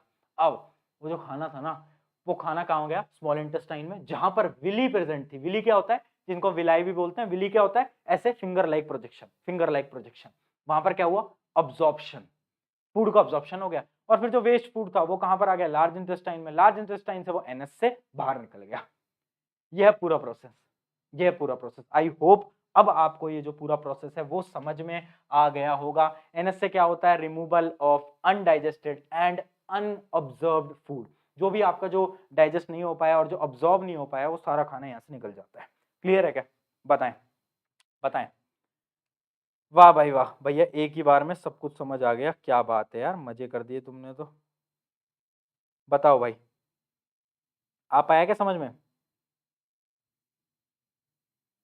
जल्दी बताएं, आया क्या। ये स्टूडेंट्स अभी भी मैं इतना इंपॉर्टेंट टॉपिक समझा रहा हूं और तुम ये चैट में जो ये सब लिख रहे हो ना, ये बेटा इसमें देखो कुछ रखा नहीं है ना, इसमें कुछ रखा नहीं है। थोड़ा सा फोकस्ड होकर पढ़ाई कर लो, थोड़ा सा फोकस्ड होकर पढ़ाई कर लो। क्योंकि एक लाइन है ना, बहुत प्यारी सी लाइन, अगर आपने सुनी हो तो, कि प्यार करने से पहले अंजाम जान लो, प्यार करने से पहले उसका अंजाम जान लो। और अगर नहीं पता तो गजनी या फिर तेरे नाम देख लो, ठीक है। इन दोनों मूवीज को देखो, थोड़ा पता चलेगा आप लोगों को कि जिन्होंने प्यार किया था उनके साथ क्या हुआ था। चलो मजाक से हट के आगे बढ़ते हैं। ये जो हमारा जो न्यूट्रिशन का प्रोसेस था ना, यहाँ पर ऑलमोस्ट ऑलमोस्ट खत्म होने को आ गया है। एक सवाल है आपके लिए, सवाल को बहुत ज्यादा इंपॉर्टेंट तरीके से नोट कर लेना। Why do herbivore have longer intestine than carnivore. जो आपके हर्बीवोर एनिमल होते हैं, कार्निवोर से ज्यादा उनकी इंटेस्टाइन बड़ी क्यों होती है। इसका एक सिंपल सा आंसर है, जो स्मॉल इंटेस्टाइन है ना वो आपकी हर्बीवोर की इसलिए ज्यादा बड़ी होती है क्योंकि हर्बीवोर क्या खाते हैं, प्लांट्स। प्लांट्स में क्या होता है, प्लांट्स में क्या होता है बताओ, सेलुलोज। याद आया, 9th में पढ़ा था, सेलुलोज। सेलुलोज होता है, और सेलुलोज का जो डाइजेशन प्रोसेस होता है ना वो बहुत कॉम्प्लिकेटेड होता है, बहुत मुश्किल होता है। मतलब सेलुलोज को ब्रेक डाउन करके डाइजेस्ट कराना वेरी कॉम्प्लिकेटेड।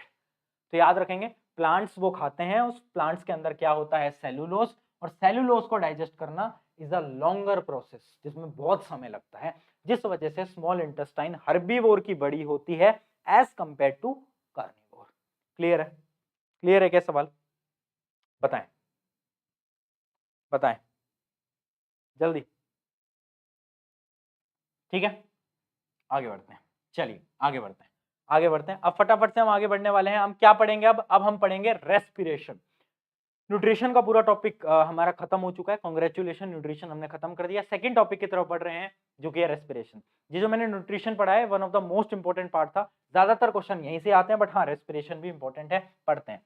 अब बहुत सारे बच्चों को लगता है रेस्पिरेशन का मतलब है ये, नहीं, ये होता है ब्रीथिंग बेटा, अंदर लेना सांस, बाहर छोड़ना सांस, ये ब्रीथिंग होती है। रेस्पिरेशन ये नहीं होता। रेस्पिरेशन होता है क्या, process by which living organism obtain क्या, एनर्जी, एनर्जी एटीपी की फॉर्मेट में। एटीपी की फॉर्मेट में जो एनर्जी मिलती है ना उसको हम बोलते हैं क्या, रेस्पिरेशन।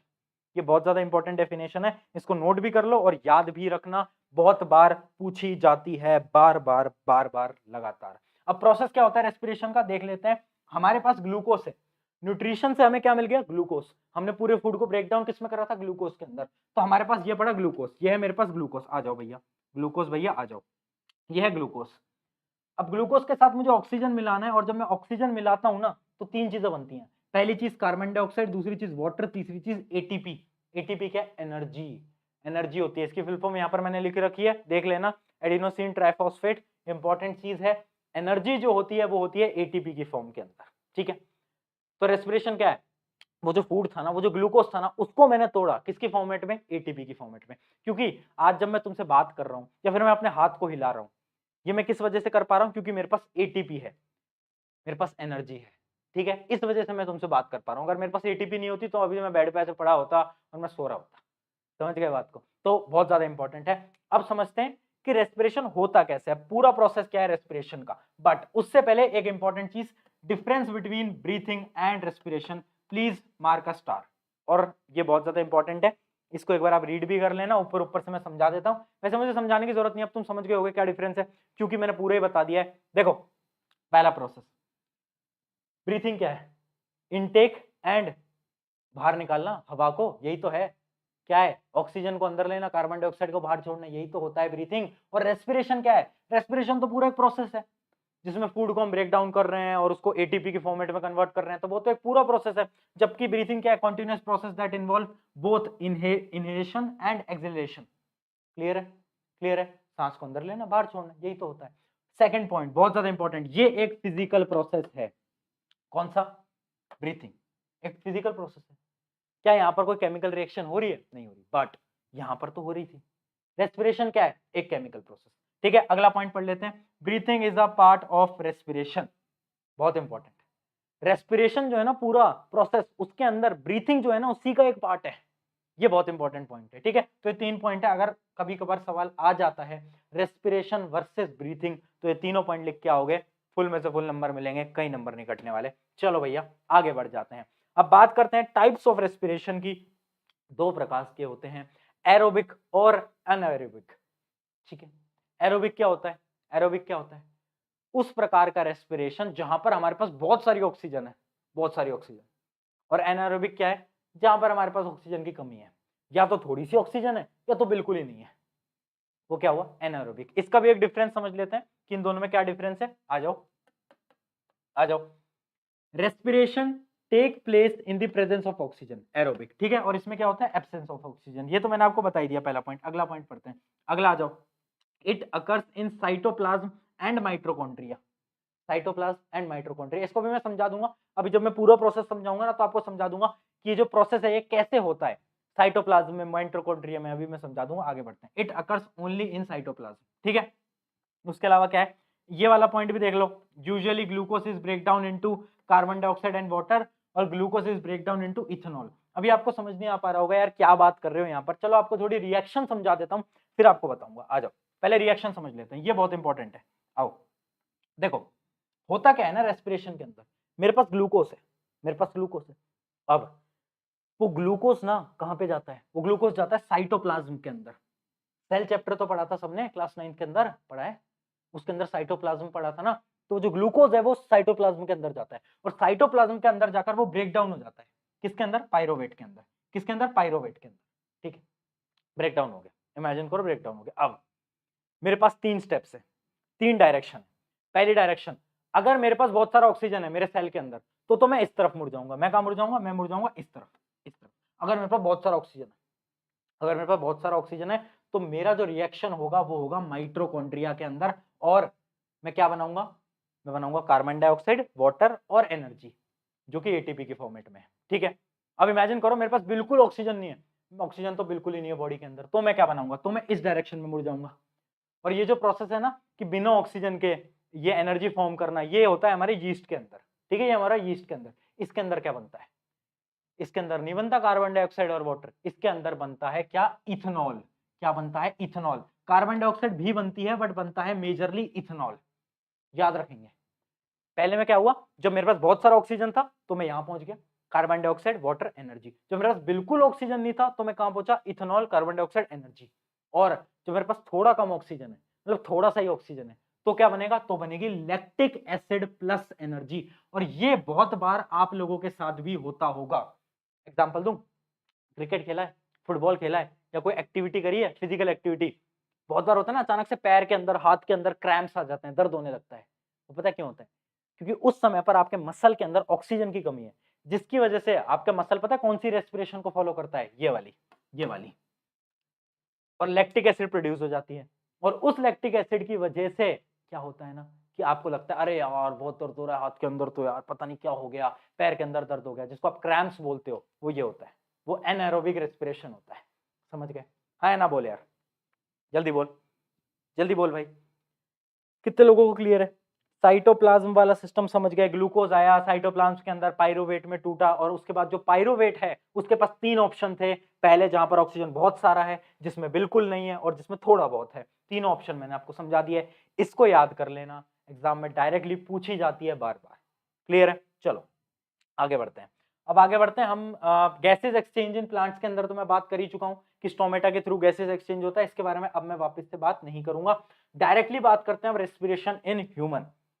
ह्यूमन के अंदर कैसे होता है भैया रेस्पिरेशन, यार ये बताओ, ये बहुत इंपॉर्टेंट है, ये बड़ा ही मस्त चीज है। आ जाओ भाई आ जाओ, कोई दिक्कत नहीं है। देखो कैसे प्रोसेस होता है रेस्पिरेशन का ह्यूमन के अंदर, बहुत सिंपल है, बहुत आसान है।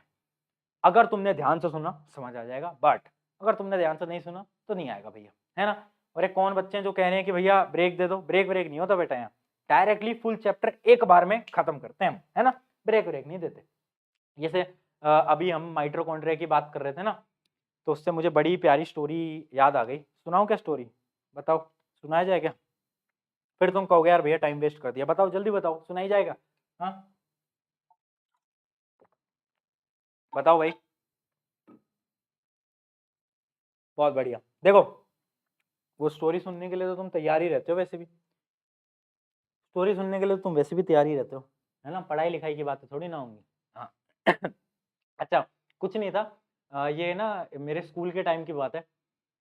जब मैं 10th के अंदर था ना, तो यही चैप्टर हमें पढ़ा रहे थे। तो ना मेरा एक दोस्त था, मतलब दोस्त तो मैं क्या ही बोलूँ, एक क्लासमेट था, उसका नाम था सूजल।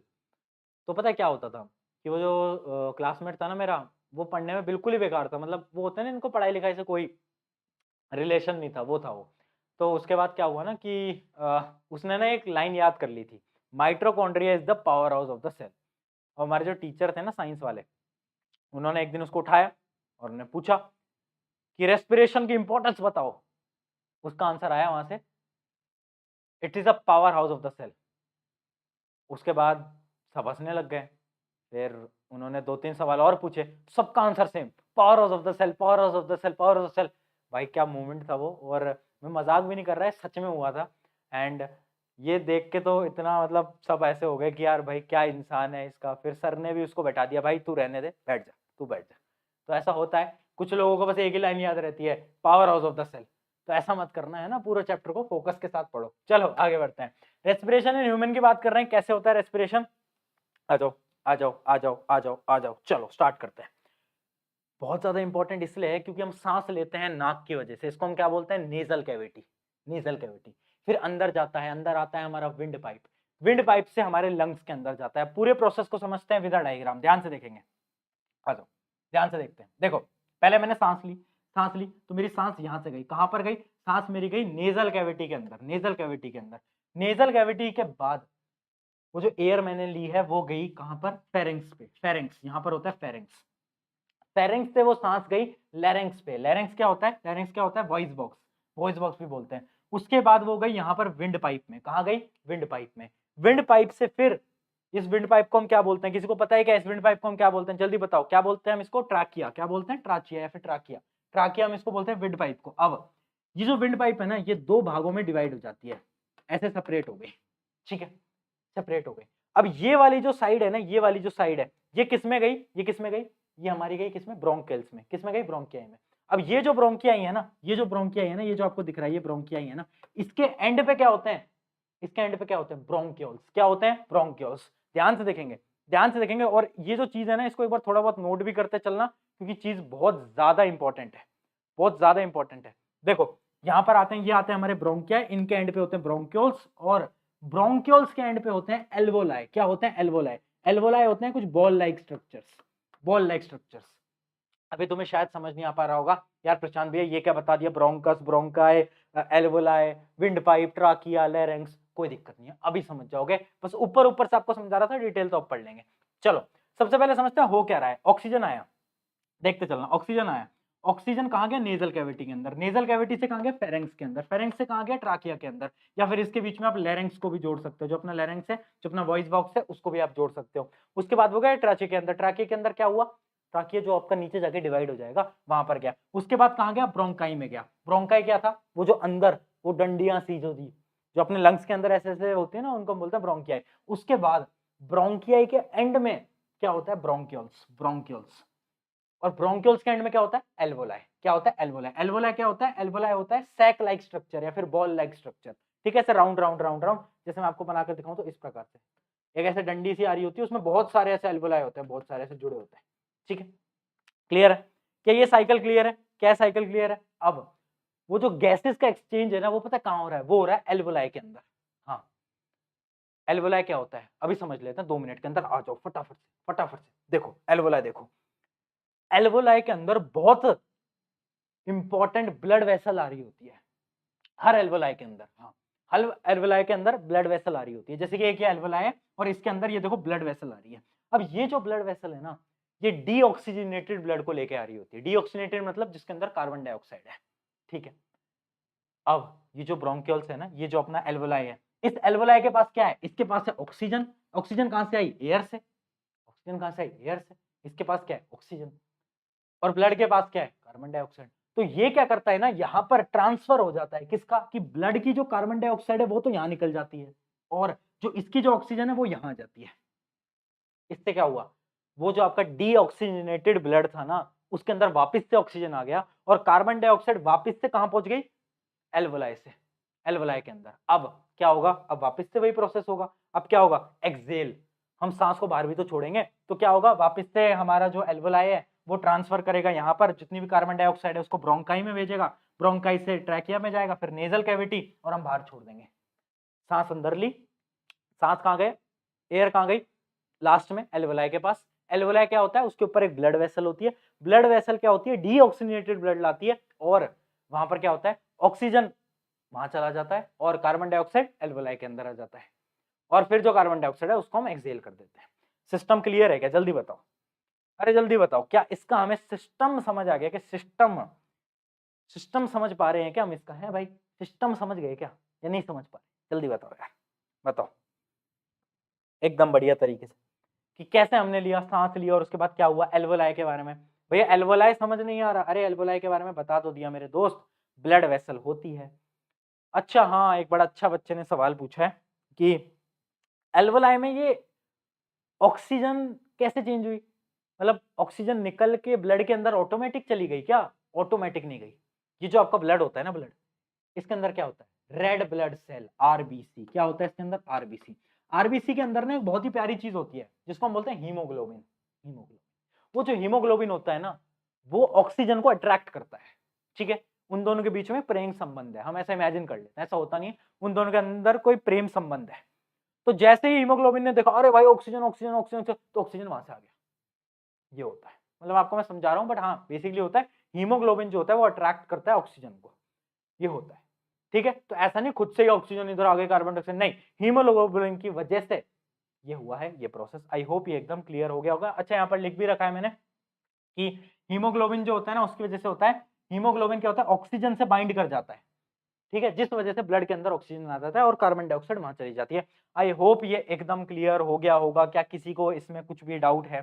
जल्दी बताएं, क्या किसी को इसमें कुछ भी डाउट है क्या? जल्दी बताओ, बताओ भाई, बताएं।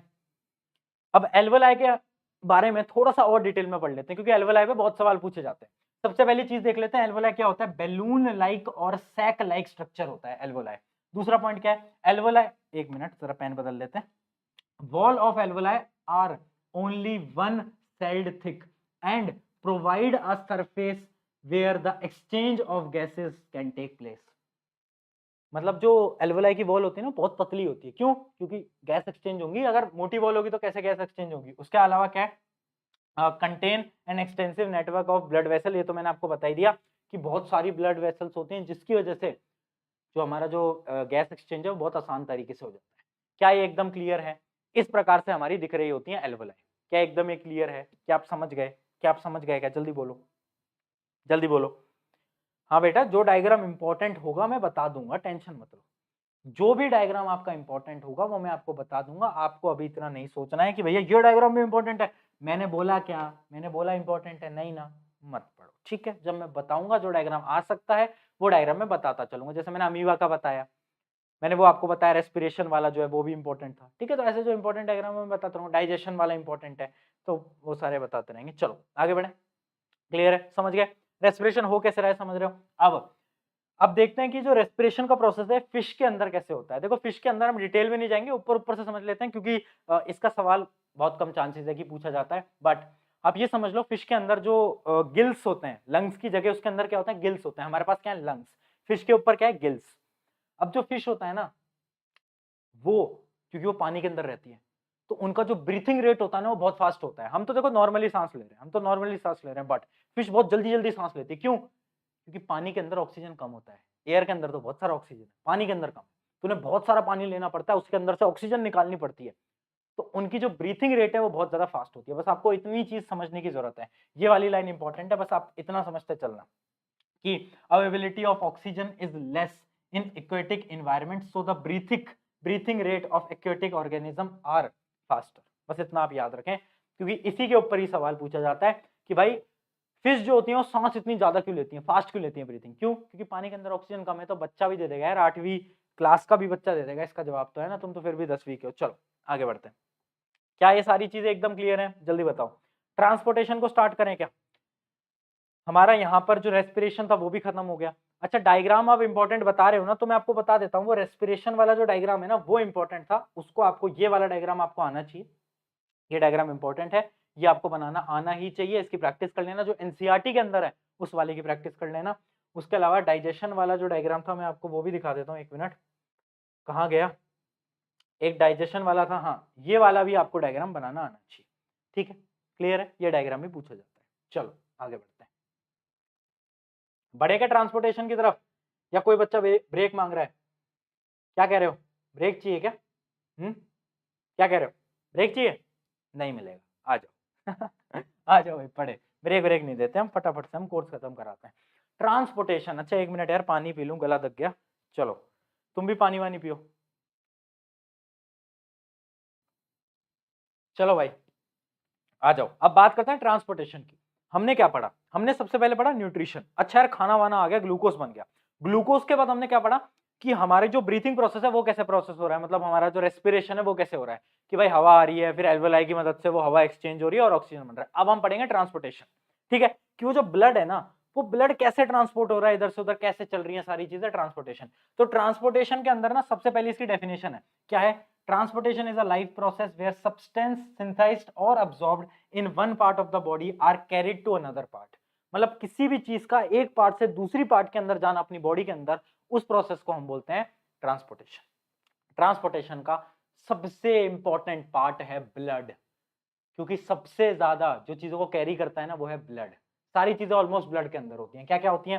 Food, CO2, O2, metabolic waste, hormone, सब सबका सब।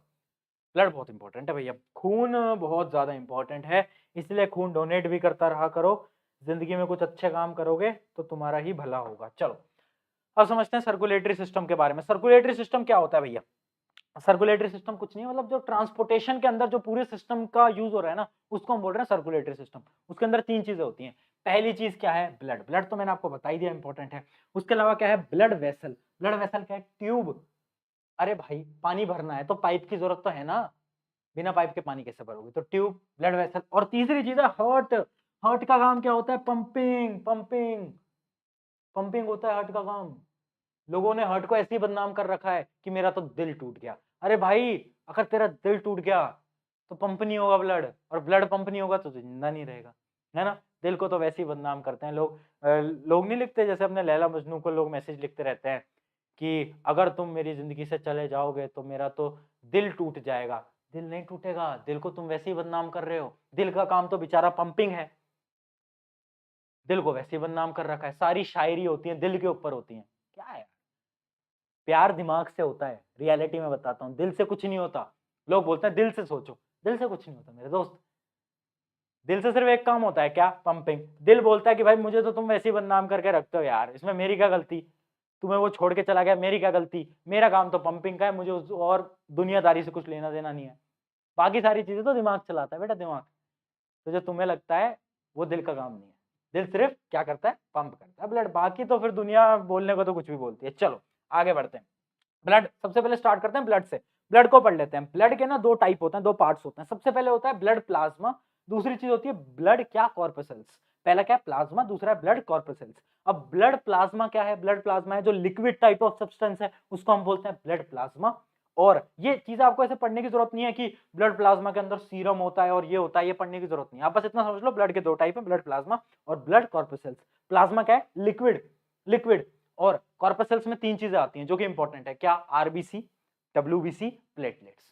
Red blood cell, white blood cell और प्लेटलेट्स।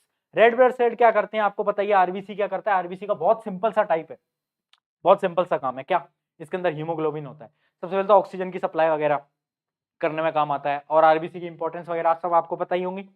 मेजरली इसकी इंपॉर्टेंस है कि आरबीसी कंटेन्स हीमोग्लोबिन, हीमोग्लोबिन की मदद से ऑक्सीजन की ट्रांसपोर्टेशन हो पाती है नॉर्मल, ठीक है। दूसरी चीज डब्ल्यूबीसी, डब्ल्यूबीसी क्या होता है, कलरलेस, कलरलेस टाइप का लिक्विड होता है, व्हाइट कलर का मतलब कलरलेस। इसका मेन काम क्या होता है डब्ल्यूबीसी का, डब्ल्यूबीसी क्या होता है ना, आपको प्रोटेक्ट करता है। हाँ, कोई भी वायरस या बैक्टीरिया आता है ना तो उसे खत्म करने की जिम्मेदारी होती है डब्ल्यूबीसी की, तो आपकी इम्यूनिटी पावर को बनाता है डब्ल्यूबीसी। तीसरा प्लेटलेट्स, प्लेटलेट्स क्या करता है, कहीं पे भी चोट लग जाती है, स्क्रैच लग जाता है, खरोच लग जाती है, तो जब आपका कोई चीज कट जाती है ना, हार्ट यहां से मान लो मेरा कट गया, अब उसे रिपेयर कौन करेगा, प्लेटलेट्स, प्लेटलेट्स रिपेयर कर देती हैं। तो तीनों चीजें इंपॉर्टेंट है। और एक सवाल पूछा गया था कि ब्लड की इंपॉर्टेंस क्या है, तो ये सारे पॉइंट्स मैंने लिख दिए हैं। सबसे पहली चीज है deliver O2 nutrients to the all body cell, उसके अलावा हार्मोन्स को भी ट्रांसपोर्ट करता है, बॉडी टेम्परेचर को भी मेंटेन करता है, पीएच को भी मेंटेन करता है, फ्लूइड वॉल्यूम को भी मेंटेन करता है, ब्लड लॉस को भी मेंटेन करता है, सारी चीजें। ब्लड कितना इंपॉर्टेंट है, खून, खून बहुत आवश्यक है। तो आप देख सकते हो सारे फंक्शन है। ये आपको, मैं ये नहीं कह रहा इनको याद करो, याद करने वाले नहीं, ये सब आपको पता है। अगर आपको डब्ल्यूबीसी, आरबीसी और प्लेटलेट्स के यूज पता चल गए तो आपको ब्लड के भी यूज पता चल गए, है ना। ये तो एक ट्रिक हो गई ना कि हमें याद करने की जरूरत ही क्या है, हमें तो ये याद है ना कि डब्ल्यूबीसी और आरबीसी और प्लेटलेट्स के यूज क्या होते हैं, तो हम इसको याद क्यों करें, सिंपल। चलो आगे बढ़ा जाए, आगे बढ़ा जाए। अरे हाँ या ना बोले यार, अच्छा बहुत टाइम हो गया, बता दो यार जोश मीटर क्या है यार, तुम ठंडे पड़ रहे हो मुझे तो ऐसा लग रहा है। हाँ, गलत हूँ या सही हूँ मैं, बताओ यार, गलत हूँ या मैं सही हूँ यार, जल्दी बताओ यार, मुझे तो ऐसा लग रहा है कि अब तुम में वो जान नहीं है, तुम में वो जुनून नहीं है, तुम में वो जज्बा नहीं है, कहाँ गया वो जज्बा, कहाँ है वो, बताओ यार, बोलो, बोलो भाई, है 100 आउट ऑफ 100 कहाँ है, बोलो जल्दी कमेंट करो, 90, 80, 60, 50, 100, 100 रखना है, उससे कम नहीं जाने देना। चलो आगे बढ़ते हैं। अब हम बात करते हैं, ब्लड हमने खत्म कर दिया, अब बात कर रहे हैं ब्लड वेसल्स की। तो ब्लड वेसल्स जो होती है ना वो कितने टाइप की होती हैं वो हमको समझना पड़ेगा कि ब्लड वेसल्स वैसे काम क्या करती हैं, वो तो आपको पता ही है कि ब्लड वेसल्स ब्लड को एक जगह से दूसरी जगह ले जाती हैं, बट ब्लड वेसल्स के 3 टाइप होते हैं। हाँ, पहला होता है आर्टरीज, दूसरा होता है वेन्स, तीसरा होता है कैपिलरीज। बहुत इंपॉर्टेंट, आर्टरीज, पहला शब्द क्या है, पहला शब्द क्या है बोलो, आर्टरीज का पहला शब्द क्या है, ए, ए मतलब अवे, ए मतलब अवे, याद रखने की ट्रिक बता रहा हूं, ए मतलब अवे, इसका मतलब है आर्टरीज हमेशा हर्ट से ब्लड को दूर लेकर जाएंगी, क्या समझे, आर्टरीज मतलब अवे, आर्टरीज हमेशा हर्ट से ब्लड को क्या अवे लेके जाएंगी। वेन्स, वेन्स क्या होंगी, वेन्स जो होंगी ना वो आपके ब्लड को हर्ट के टुवर्ड्स लेकर जाएंगी, ये दिल में लेके जाएंगी, ठीक है, हर्ट को लेके गई, हर्ट की तरफ ब्लड को लेके गई।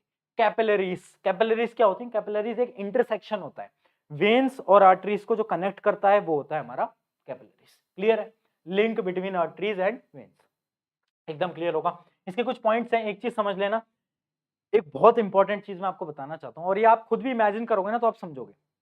देखो, हार्ट जो है वो ब्लड को पंप करेगा, तो जब वो ब्लड को पंप करेगा तो कितने प्रेशर से ब्लड बाहर जाएगा ना। हाँ, तो इमेजिन करो अब जो मेरी जो लाइनिंग है, मतलब मेरी जब ब्लड हार्ट से दूर जा रहा है तो किसके थ्रू जा रहा है, आर्टरी के थ्रू जा रहा है, आर्टरी के थ्रू जा रहा है ना, आर्टरीज ही तो लेके जाएंगी, तो आर्टरीज में जो ब्लड जाएगा वो हाई प्रेशर में जाएगा, हाँ या ना, हाँ। और इसी वजह से आर्टरीज की जो वॉल होती है ना, जो थिक जो वॉल होती है वो बहुत ज्यादा थिक होती है, बहुत ज्यादा मोटी होती है, समझेंगे, यहाँ पर लिखा भी हुआ है आर्टरीज के अंदर, outer coat is thin but middle coat is thick, जो बीच वाली लेयर होती है बहुत मोटी होती है, क्यों, क्योंकि ब्लड बहुत प्रेशर से जाता है, बहुत ज्यादा प्रेशर से जाता है, याद रखना आर्टरीज के अंदर ब्लड प्रेशर बहुत ज्यादा होता है, क्यों, क्योंकि भाई हार्ट से पंप होकर ब्लड जाएगा ना, तो ऑब्वियस सी बात है हाई प्रेशर में आएगा। जबकि जो वेन्स होती है ना, वेन्स उनकी जो वॉल होती है वो थिक होती है, मतलब थिन होती है, बहुत ज्यादा थिन होती है। देखो इसमें क्या लिखा है, outer coat is thick middle coat is thin, middle coat जो होता है वो बहुत पतला होता है, क्यों, क्योंकि प्रेशर बहुत कम है ना, प्रेशर ही बहुत कम है, तो हमारी वॉल थिक करने की जरूरत ही क्या है। उसके अलावा कैपिलरीज में तो कुछ नहीं होता, outer and middle coats are absent, होता ही नहीं है, दोनों में से कुछ नहीं होता है, तो ऐसी है, ठीक है। उसके अलावा सारे पॉइंट से आप पढ़ सकते हो, बट एक चीज ये मैंने आपको बताई दी है, यहाँ पर आप नोट डाउन कर लेना, ये देखो, pressure of blood is high, pressure of blood is low, ये बहुत इंपॉर्टेंट पॉइंट है कि आर्टरीज के अंदर जो प्रेशर होता है हाई होता है, क्यों, हार्ट से जा रहा है, वेन्स के अंदर बहुत ज्यादा कम होता है। आई होप ये एकदम क्लियर हो गया होगा। अगला पॉइंट, एक और इंपॉर्टेंट पॉइंट बता देता हूं, बहुत ज्यादा इंपॉर्टेंट है, ये भी देख लो। Pure oxygenated blood is passed, but एक ऐसी आर्टरी है जिसमें कि डीऑक्सीजनेटेड ब्लड जाता है। कौन सी है वो? Pulmonary artery. और सेम यहां पर है, वेन्स के अंदर पता है क्या होता है? वेन्स के अंदर डीऑक्सीजनेटेड ब्लड जाता है, बट एक ऐसी आर्टरी है जिसके अंदर ऑक्सीजनेटेड ब्लड जाता है। वो कौन सी है? वो कौन सी है भैया? कहां गया? वो गई, वो रही हमारी, ये रही पल्मोनरी वेन। एकदम क्लियर है? अभी आपको समझ नहीं आ रहा होगा यार भैया ये कौन सी आर्टरी, ये कौन सी वेन। टेंशन मत लो, अभी मैं हर्ट को समझाऊंगा, थोड़ा सा फोकस से सुनना। अगर फोकस से सुनना तो हर्ट एक बार में समझ जाओगे, और अगर एक बार में समझ गए ना तो एक ऐसा कॉन्सेप्ट है जो कि मजा आ जाएगा। रियलिटी में बता रहा हूँ, सबसे टफेस्ट कॉन्सेप्ट माना जाता है हर्ट का। ठीक है, तो ये चीज आपको याद रखनी है क्या, कि यहां पर क्या होता है ना, ऑक्सीजनेटेड ब्लड जाता है, बट सिर्फ एक ऐसी आर्टरी है जिसको हम बोलते हैं पल्मोनरी आर्टरी, जिसके अंदर डीऑक्सीजनेटेड जाता है। और यहां पर क्या है, वैसे डीऑक्सीजनेटेड जाता है, बट एक ऐसी वेन है जिसको हम बोलते हैं पल्मोनरी वेन, जिसके अंदर ऑक्सीजनेटेड जाता है। अब इसको समझते हैं एकदम डीपली कि बेसिकली हो क्या रहा है, दिल के अंदर क्या चीजें परफॉर्म हो रही हैं। बट उससे पहले एक फीचर समझ लो, ये क्वेश्चन भी पूछा गया। देखो, मैं ना इस लेक्चर के अंदर हर एक लाइन लेकर आया हूं, इस वजह से लेक्चर बड़ा भी है। इसके बाद आपको एनसीईआरटी पढ़ने की जरूरत नहीं है, और मैं इसके अंदर जितने भी इंपॉर्टेंट क्वेश्चन है ना कॉम्पिटेंसी वाले, वो भी उठाकर लेकर आया हूं। जैसे एक सवाल है, सवाल क्या आया था कि जो हमारी वेन्स होती है ना, वेन्स, उसके अंदर ना वॉल्व होती है, वॉल्व, ये जो आपको दिख रही है ना, ये होती है वॉल्व, ये वॉल्व है, जबकि आर्टरी के अंदर वॉल्व नहीं होती। तो सवाल पूछा गया था ऐसा क्यों होता है, वाई। तो इसका आंसर पता क्या है, जो हमारी आर्टरी होती है ना, उसके अंदर जो ब्लड का फ्लो होता है ना, वो बहुत हाई प्रेशर से जाता है, जबकि जो हमारी वेन्स होती हैं उसके अंदर प्रेशर जो होता है ना वो कम होता है, जिसकी वजह से जो हमारा ब्लड है ना उसका बैक फ्लो हो सकता है। प्रेशर कम है तो ऐसा भी तो हो सकता है ना, ब्लड ऊपर जा रहा है, ऊपर जा रहा है, अचानक से नीचे आ जाए, हो सकता है। तो उसी चीज को प्रिवेंट करने के लिए वेन्स के अंदर ये होता है, ये होता है। ये क्या करते हैं ना, देखो इन्होंने क्या करा, ब्लड फ्लो को प्रिवेंट कर लिया कि भाई ब्लड वापस से पीछे ना चला जाए। समझ गए? एकदम क्लियर है कि भैया वॉल्व्स का क्या काम है, prevent back flow of the blood. ठीक है, एकदम क्लियर है, बैक फ्लो को प्रिवेंट करने के लिए वॉल्व्स का बहुत इंपॉर्टेंट रोल है। जबकि आर्टरीज के अंदर हाई प्रेशर होता है तो रिक्वायरमेंट ही नहीं है, वो कहेंगे भाई हम तो ऐसे ही पहुंचा देंगे, हम पे तो बहुत प्रेशर है, तुम्हारे पास कम प्रेशर है, तुम लगाओ वॉल्व, हमें तो जरूरत नहीं है। तो ऐसा है। चलो आगे बढ़ते हैं। तो देखो यहाँ पर मैंने क्या करा है ना, शॉर्ट फॉर्म के अंदर जो डिफरेंस थे ना उसको समझा दिया है। आप शॉर्ट फॉर्म के अंदर एकदम देख सकते हो कि डिफरेंस क्या क्या थे। आर्टरी क्या करती है, away from the heart oxygenated blood को लेके जाती है, बट एक अलग होती है आर्टरी, याद है ना, पल्मोनरी आर्टरी, उसके अलावा प्रेशर हाई होता है। जबकि वेन्स क्या करती है, टुवर्ड्स द डीऑक्सीजनेटेड, और क्या करता है, प्रेशर इज लो। जबकि कैपिलरीज का मेन काम क्या है, कैपिलरीज करता है एक्सचेंज ऑफ सब्सटेंसेस। कैपिलरीज कहां होती है, आर्टरी और वेन्स के बीच में। आई होप कि एकदम क्लियर हो गया होगा क्या होती है आर्टरी, क्या होती है वेन, और क्या होती है कैपिलरी। इसमें कोई डाउट नहीं बचना चाहिए और जोश एकदम हाई रहना चाहिए। अब बात करते हैं हार्ट का। ये जो दिल है, जो धड़कता है, ये दिल का क्या फंक्शनिंग है ये समझते हैं। तो दिल के अंदर ना दो सर्किट होते हैं। पहला सर्किट क्या है, पहला है सिस्टमिक सर्किट, है ना, ये वो वाला सिस्टम नहीं है जो कि तुम बोलते रहते हो, ये सिस्टम सर्किट, ठीक है, याद रखना। उसके अलावा दूसरा है पल्मोनरी सर्किट। ये दोनों सर्किट है, सर्किट कुछ नहीं, बहुत आसान सी तरीके से समझेंगे, बस आपको फोकस्ड रहना होगा। देखो इमेजिन करते हैं, इमेजिन करते हैं, आ जाओ आ जाओ आ जाओ आ जाओ आ जाओ जल्दी। देखो इमेजिन करते हैं मेरे पास है खून, है ना, मेरे पास है बहुत अच्छा अच्छा प्योर प्योर ब्लड। तो क्या होता है ना, वो जो मेरा ब्लड है ना, प्योर प्योर ब्लड, वो कहां से आ रहा होता है, वो मेरे लंग से आ रहा है ना, लंग्स से। क्यों? क्योंकि लंग्स के अंदर मैंने आपको बताया था एल्वोलाई होती है। एल्वोलाई क्या करती है, जितना भी ऑक्सीजनेटेड ब्लड है, जितना भी डीऑक्सीजनेटेड ब्लड है, उसको ऑक्सीजन दे देती है और कार्बन डाइऑक्साइड को खींच लेती है, यही बताया था ना। तो जितना भी ऑक्सीजनेटेड ब्लड है ना, वो कहां से आ रहा है, वो आ रहा है मेरा लंग से। ठीक है, लंग से आता है और इमेजिन करो वो हार्ट के अंदर आ गया, हार्ट के अंदर आ गया। एक चीज याद रखना, जो लेफ्ट वाली हार्ट है ना, उसके अंदर हमेशा ऑक्सीजनेटेड ब्लड आएगा, और जो राइट वाली हार्ट है ना, राइट मतलब हार्ट होती तो यहाँ पर है, बट दो पार्ट्स में डिवाइड होती है, लेफ्ट और राइट में। लेफ्ट में हमेशा ऑक्सीजनेटेड और राइट में डीऑक्सीजनेटेड। ठीक है, अब ये लेफ्ट साइड में आ गया ऑक्सीजनेटेड ब्लड। अब हार्ट क्या करेगा, पंप करेगा। हार्ट ने पंप करा और हार्ट ने क्या करा, हार्ट ने इसको भेज दिया हर एक जगह पे कि भाई तू पैर पे भी चला जा, तू हाथ में भी चला जा, तू यहाँ पे भी चला जा, वहां पे भी चला, हर एक जगह पे ब्लड चला गया। अब क्या होगा, अब बहुत ध्यान से देखना, अब क्या होगा, बहुत ज्यादा इंपॉर्टेंट चीज बता रहा हूं। अब जब जब उस ब्लड का यूज होगा तो ऑर्गन्स, ऑर्गन्स में से क्या होगा, कार्बन डाइऑक्साइड रिलीज होगी। तो अब क्या हुआ, वो जो ब्लड था ना जो ऑक्सीजनेटेड था, अब वो ब्लड क्या हो गया, डीऑक्सीजनेटेड हो गया, है ना, बॉडी से निकलने के बाद डीऑक्सीजनेटेड हो गया। अब वो जो डीऑक्सीजनेटेड ब्लड है ना, वो वापस से कहां चला गया, हार्ट में, दिल में। अब कहां गया, राइट साइड, दिल के right side. Right side of दिल में चला गया कि ठीक है यार अब डीऑक्सीजनेटेड ब्लड मैं यहाँ पर आ जाता हूँ, अब वो आ गया यहाँ पर, ठीक है। अब इसके अंदर आ गया सारा डीऑक्सीजनेटेड ब्लड। अब हार्ट सोचता है कि यार अब तो मेरे पास गंदा खून है, इस गंदे खून को मुझे शुद्ध भी तो करना है, मैं कैसे करूंगा? तो उसे याद आया, अरे यार मैं इस खून को लंग पे भेज देता हूँ, लंग्स पे भेज देता हूँ वापस से, वो मुझे शुद्ध करके दे देगी।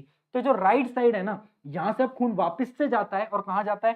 खून जाता है वापस से लंग्स की तरफ, और लंग्स क्या करता है? खून को साफ कर देता है और खून को वापस से भेज देता है। समझ गए? तो यहां पर क्या हुआ, जो ब्लड था ना उसके अंदर दो साइकिल परफॉर्म हुई। एक साइकिल क्या थी? एक साइकिल थी हार्ट से बॉडी के अंदर जाने की और बॉडी से हार्ट में जाने की। इस साइकिल को हम बोलते हैं सिस्टमैटिक सर्किट। सिस्टमैटिक सर्किट, ये आपको याद रखना है। पहला है हमारा ये वाला सर्किट जहां से खून जा रहा है हार्ट से बॉडी, बॉडी टू हार्ट, एकदम क्लियर होना चाहिए। आगे बात करते हैं, है ना। मैं सिस्टमैटिक बोल रहा था कि इसका एक्चुअल जो प्रोनाउंसिएशन है वो सिस्टमिक सर्किट, सिस्टमिक सर्किट, ठीक है, सिस्टमिक सर्किट। और दूसरा क्या है? दूसरा है हार्ट से लंग और लंग से हार्ट, ये क्या है? Pulmonary circuit. दोनों सर्किट आपको याद रखने हैं। पहला क्या है? हार्ट से कहां गया? बॉडी, वापस हार्ट। फिर गया हार्ट से कहां पे? लंग, और वापस हार्ट। दो सर्किट। अब समझते हैं कि ये जो हार्ट है ना इसके अंदर हो क्या रहा है, ऐसा क्या कर रहा है, हार्ट पंप कैसे कर रहा है, समझते हैं। आ जाओ फटाफट से, और इसको हम समझेंगे डायग्राम के साथ। आई होप ये डायग्राम आपको विजिबल होगा। थोड़ा जूम इन करूं, बताओ कर दूं क्या भाई? अरे बोल यार, हाँ है ना। यार तुम जोश में नहीं रहते, मजा नहीं आता यार, मेरे को चाहिए जोश, एक फायर, एक जुनून। मेरे दोस्त, जब भी तेरे को डर लगे, जब भी तेरे को डिमोटिवेशन हो, तो एक लाइन याद रखना। क्या है लाइन?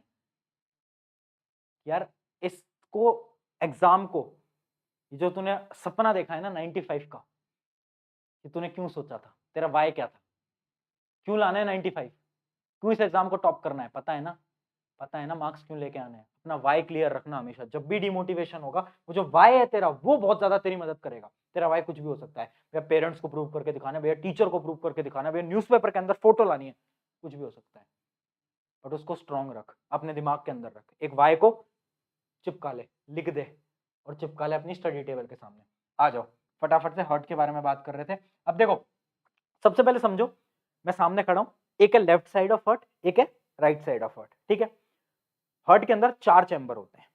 ऊपर वाला जो चैम्बर है, जो ये ऊपर वाले जो चैम्बर्स हैं, इनको हम बोलते हैं एट्रियम या फिर ओरियम या फिर ऑरिकल्स, कुछ भी बोल सकते हो। बहुत सारे लोग ऑरिकल बोलते हैं, कुछ लोग एट्रियम बोलते हैं, कुछ भी बोल सकते हो। हम बोलेंगे यहाँ पर एट्रियम, ठीक है। तो जो लेफ्ट साइड का ऊपर वाला पार्ट है उसको हम बोलेंगे लेफ्ट एट्रियम, और जो राइट साइड का ऊपर वाला पार्ट है उसको हम बोलेंगे राइट एट्रियम, ठीक है। जो नीचे वाला पार्ट है उनको हम बोलते हैं वेंट्रिकल्स। क्या बोलते हैं? वेंट्रिकल्स। तो जो नीचे वाला पार्ट है उसको हम बोलेंगे लेफ्ट वेंट्रिकल, और जो राइट साइड का नीचे वाला पार्ट है उसको हम बोलेंगे राइट वेंट्रिकल। क्लियर है? हाँ ना बोल यार, हाँ ना बोल, फटाफट से क्लियर है? राइट लेफ्ट दोनों हो गए, एट्रियम वेंट्रिकल। क्लियर है? चलो, चार चैम्बर के अंदर डिवाइड हो गया। अब साइकिल समझना ध्यान से। अब देखो हो क्या रहा है ना। अच्छा, वो चीज भी आपको याद रखनी पड़ेगी यहाँ पर कि आर्टरीज क्या करती हैं, आर्टरीज क्या करती हैं, ब्लड को दूर ले जाती हैं दिल से, और वेन्स क्या करती हैं, ब्लड को अंदर लेके आती हैं दिल में। ठीक है, अब स्टार्ट करते हैं, आ जाओ। अब इमेजिन करो, लंग से ना खून आ रहा है, लंग से जो अपना जो प्योर ब्लड है ना वो लेकर आ रहा है। कहां से आ रहा है? वो आएगा लेफ्ट साइड से, हमेशा याद रखना। वो आएगा लेफ्ट एट्रियम के अंदर, लेफ्ट एट्रियम में आया यहां से। किसकी मदद से? पल्मोनरी वेन्स की मदद से। क्योंकि आपको पता है खून किससे आता है, खून किससे आता है?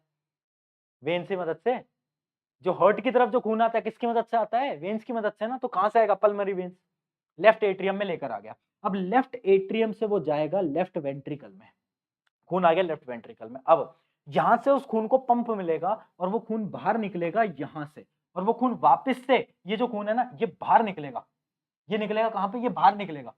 मतलब वो जो ब्लड था ना जो आपका आया था, ऑक्सीजनेटेड ब्लड आया लेफ्ट साइड में, वो ऑक्सीजनेटेड ब्लड लेफ्ट एट्रियम में आया, उसके बाद वो आया लेफ्ट वेंट्रिकल के अंदर आया, और उसके बाद वो निकला बाहर। बाहर निकला, ये देखो यहां से वो निकल गया बाहर, ठीक है।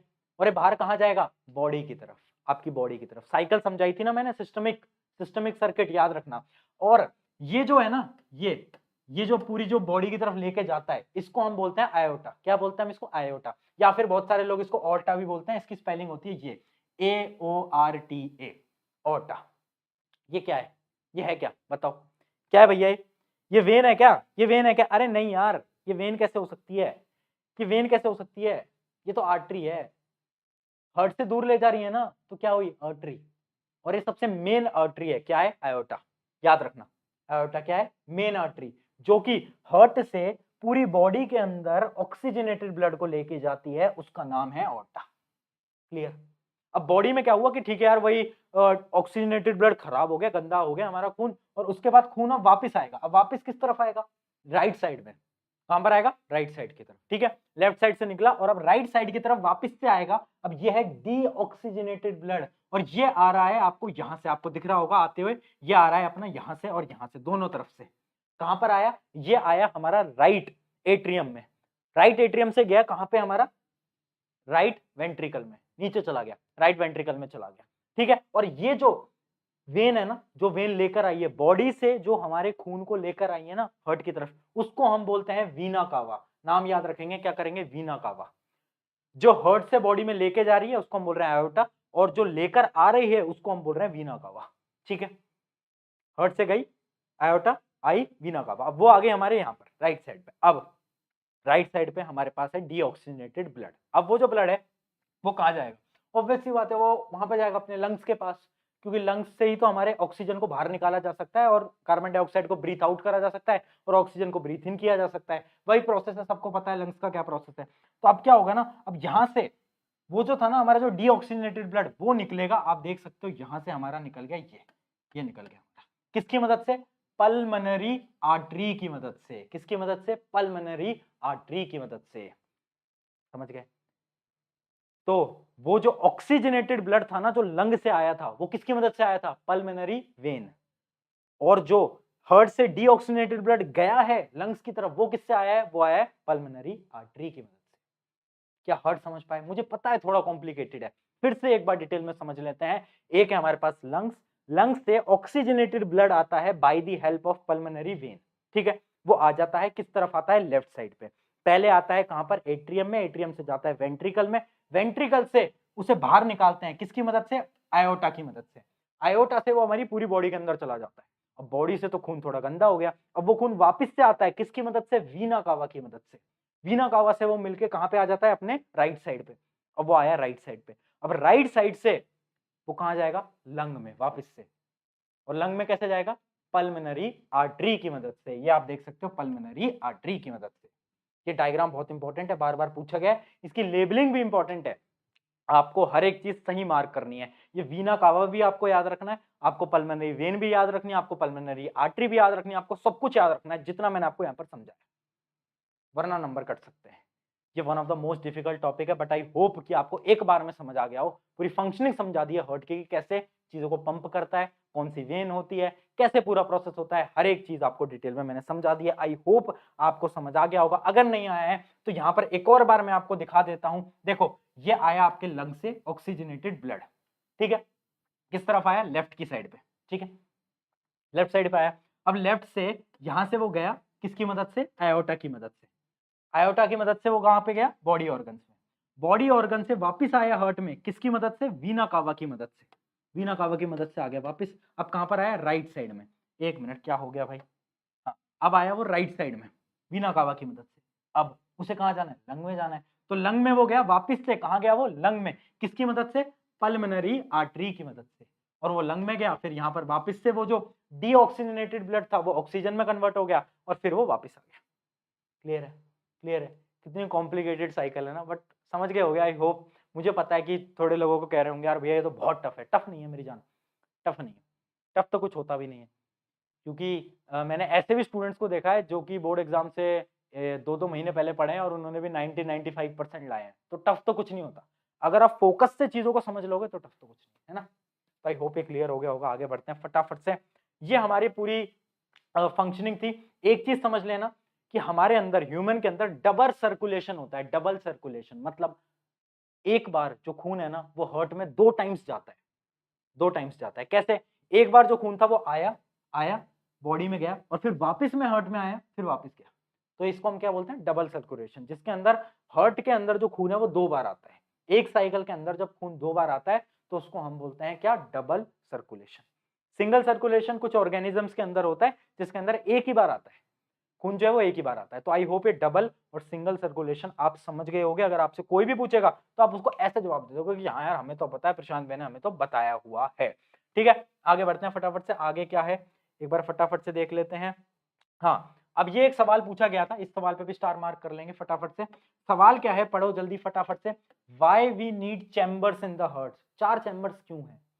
सोच रहे होगे ना भैया, एट्रियम वेंट्रिकल क्या काम के, 4 चैम्बर क्यों बना? एक से कर लेते हैं। इंपॉर्टेंट, इंपॉर्टेंस क्या है? पहली चीज, to prevent mixing of oxygenated and deoxygenated blood, वो दोनों मिक्स नहीं होने चाहिए, सबसे पहली चीज।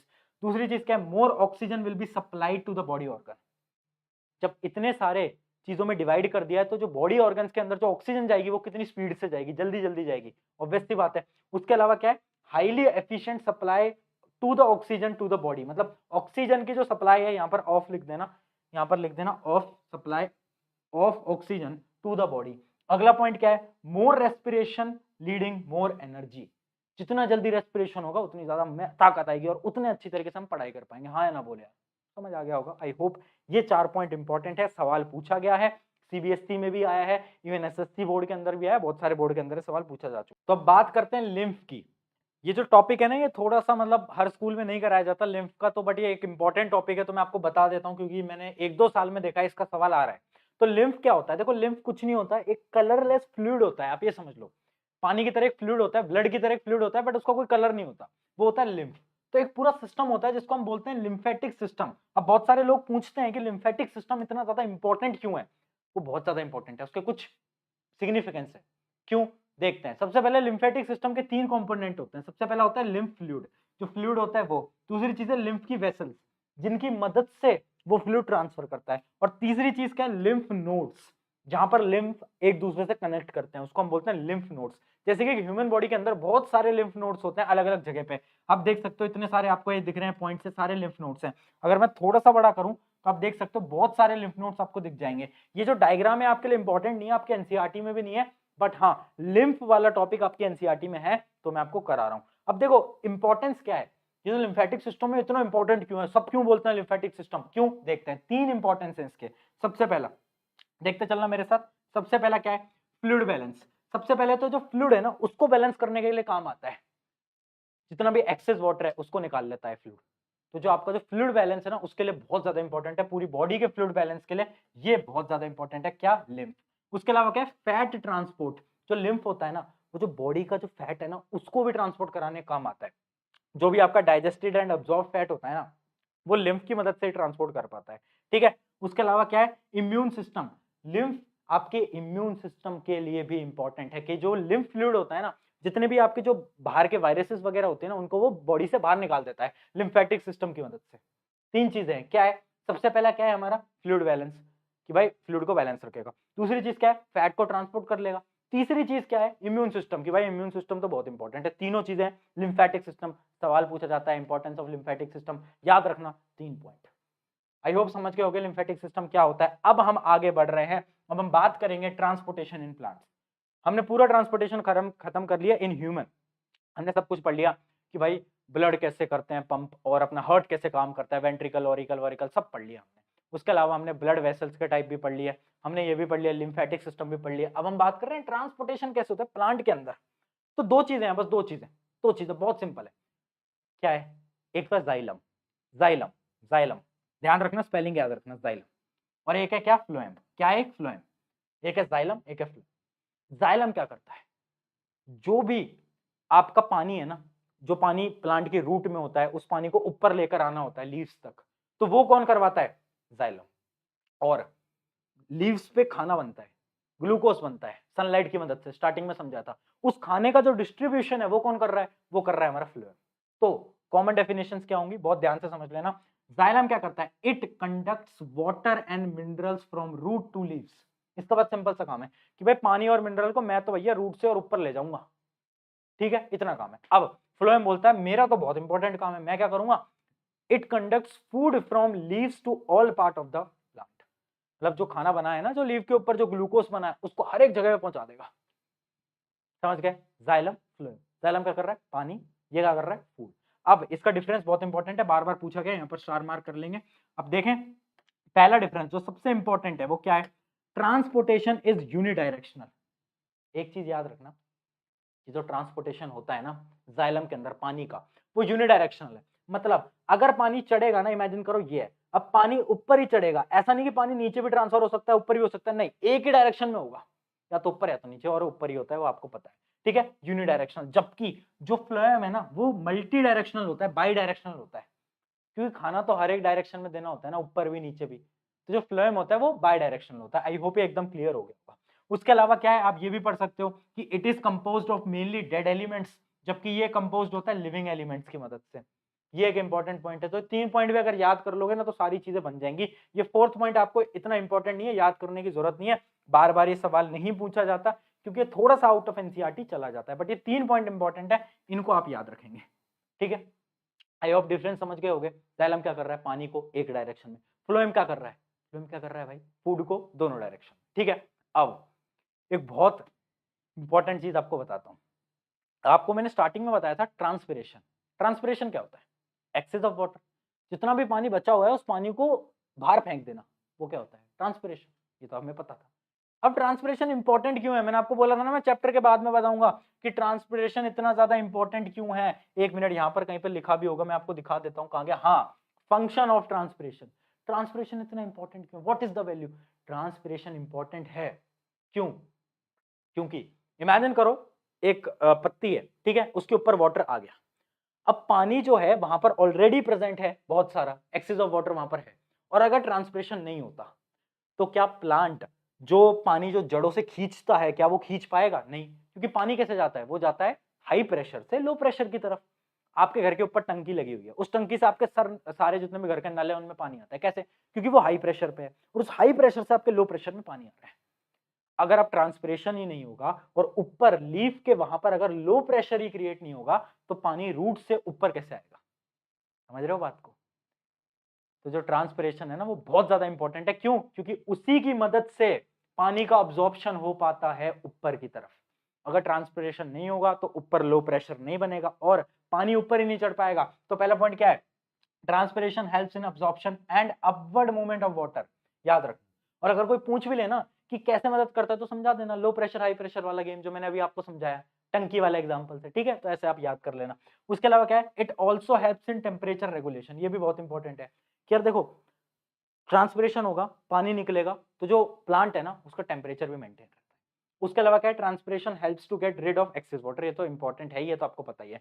ये 3 पॉइंट बहुत इंपॉर्टेंट है, बार बार पूछा जाता है, फंक्शन ऑफ ट्रांसपिरेशन याद रखेंगे, ट्रांसपिरेशन इंपॉर्टेंट है। आपको जाइलम फ्लोएम के बारे में बता दिया। अब एक चीज मैं बता देता हूं कि जो फ्लोएम का जो प्रोसेस है ना, फूड को इधर उधर ट्रांसफर करना, उस प्रोसेस को हम बोलते हैं ट्रांसलोकेशन। ट्रांसलोकेशन, अगर आपसे कोई भी पूछ ले ट्रांसलोकेशन की डेफिनेशन तो याद रखना यही है कि upward and downward movement of the food with the help of phloem, वो होती है ट्रांसलोकेशन। कोई भी पूछ ले, क्योंकि बच्चे कंफ्यूज हो जाते हैं। एक बार पेपर में पूछा भी गया था, किसी के शायद प्री बोर्ड थे, पिछले साल की बात थी, और स्टूडेंट मुझसे पूछ रहा है कि भैया यार ये आया ट्रांसलोकेशन, ये तो एनसीईआरटी में नहीं है। मैंने कहा अरे मूर्ख बालक, ये कैसा सवाल है, एनसीईआरटी में सब है। ट्रांसलोकेशन का मतलब है कि upward and downward movement of the food by the help of flow, ठीक है, इतना आपको याद रखना है।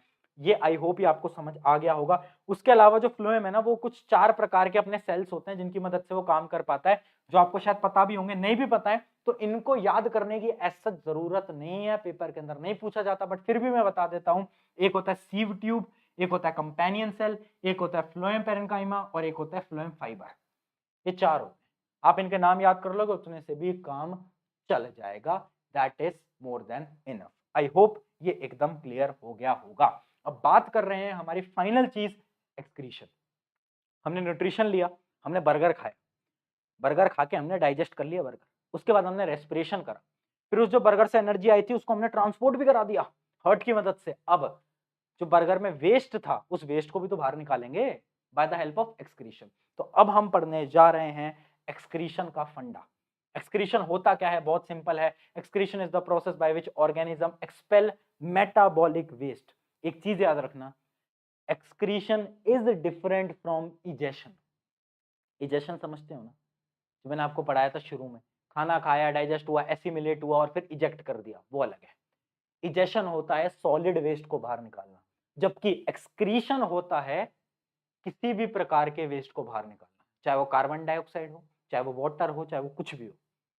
इसके अंदर सारे नाइट्रोजन कंपाउंड भी आते हैं। तो एक्सक्रीशन बहुत बड़ी चीज है, जबकि इजेशन बहुत छोटी चीज है, ठीक है। तो एक्सक्रीशन के अंदर क्या आता है, मेटाबॉलिक वेस्ट आता है, carbon dioxide, excess of mineral salt और एक्सेस वाटर, नाइट्रोजनस कंपाउंड भी आते हैं, जैसे कि अमोनिया, यूरिया, यूरिक एसिड। ये इंपॉर्टेंट है कि नाइट्रोजनस वेस्ट जो होते हैं वो बॉडी से निकलते हैं बाय द हेल्प ऑफ क्या, एक्सक्रीशन। इस पूरे प्रोसेस को समझेंगे, थोड़ा सा कॉम्प्लिकेटेड प्रोसेस है, दिमाग को खोल के रखना।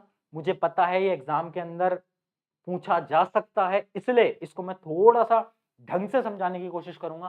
बस आपको ना फोकस बनाए रखना है ना, थोड़ी देर ना, बस 15 मिनट और 15 मिनट और फोकस बना लो। चैप्टर को टाटा बाय बाय गुड बाय करने वाले, गुड बाय करने वाले, बस आप 15 मिनट और फोकस बना लो, ठीक है। आ जाओ, अब देखो, जल्दी आए, जल्दी आए, आ गया फोकस, आ गया। जोश, जोश कैसा है भैया, जोश कैसा है, जोश कैसा है बताएं। हाई है,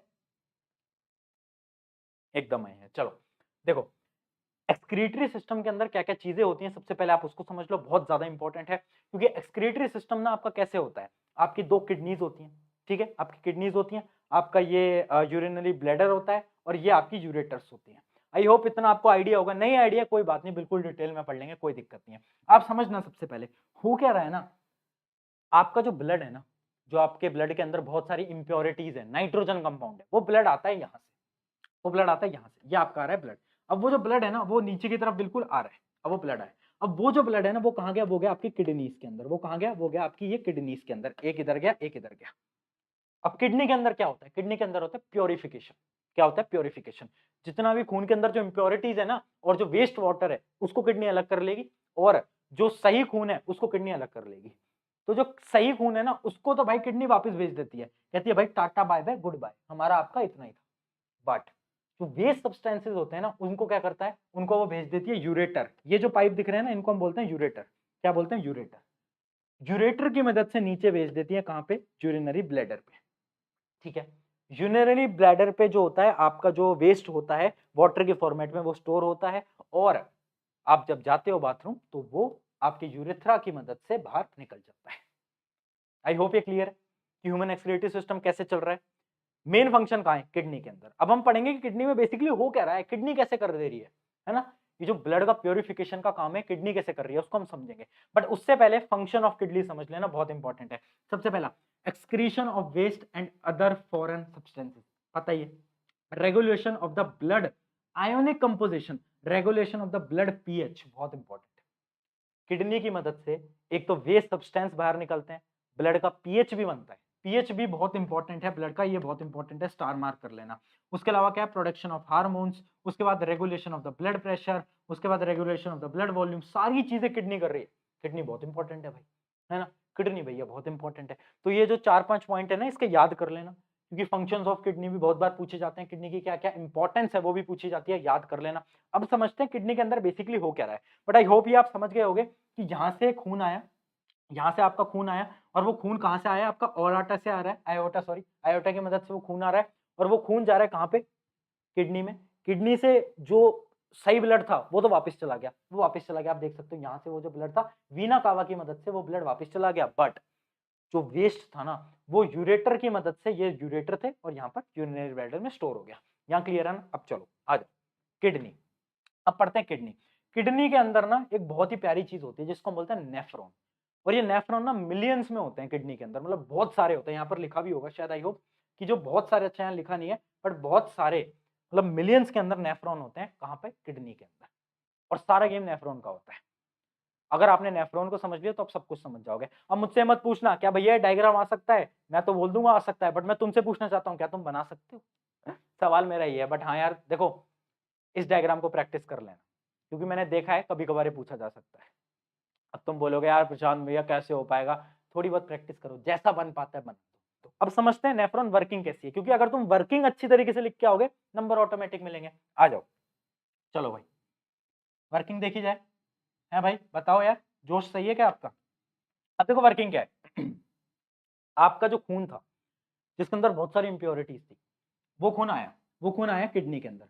अब किडनी के अंदर नेफ्रॉन था, नेफ्रॉन के अंदर पता है क्या होता है, एक चीज होती है जिसको हम बोलते हैं बोमन कैप्सूल। क्या बोलते हैं हम, बोमन कैप्सूल। ये जो है ना पार्ट, ये होता है बोमन कैप्सूल। बोमन कैप्सूल के अंदर क्या होता है, उसके अंदर होते हैं हमारे ग्लोमेरुलस, ये है आपके ग्लोमेरुलस, ठीक है।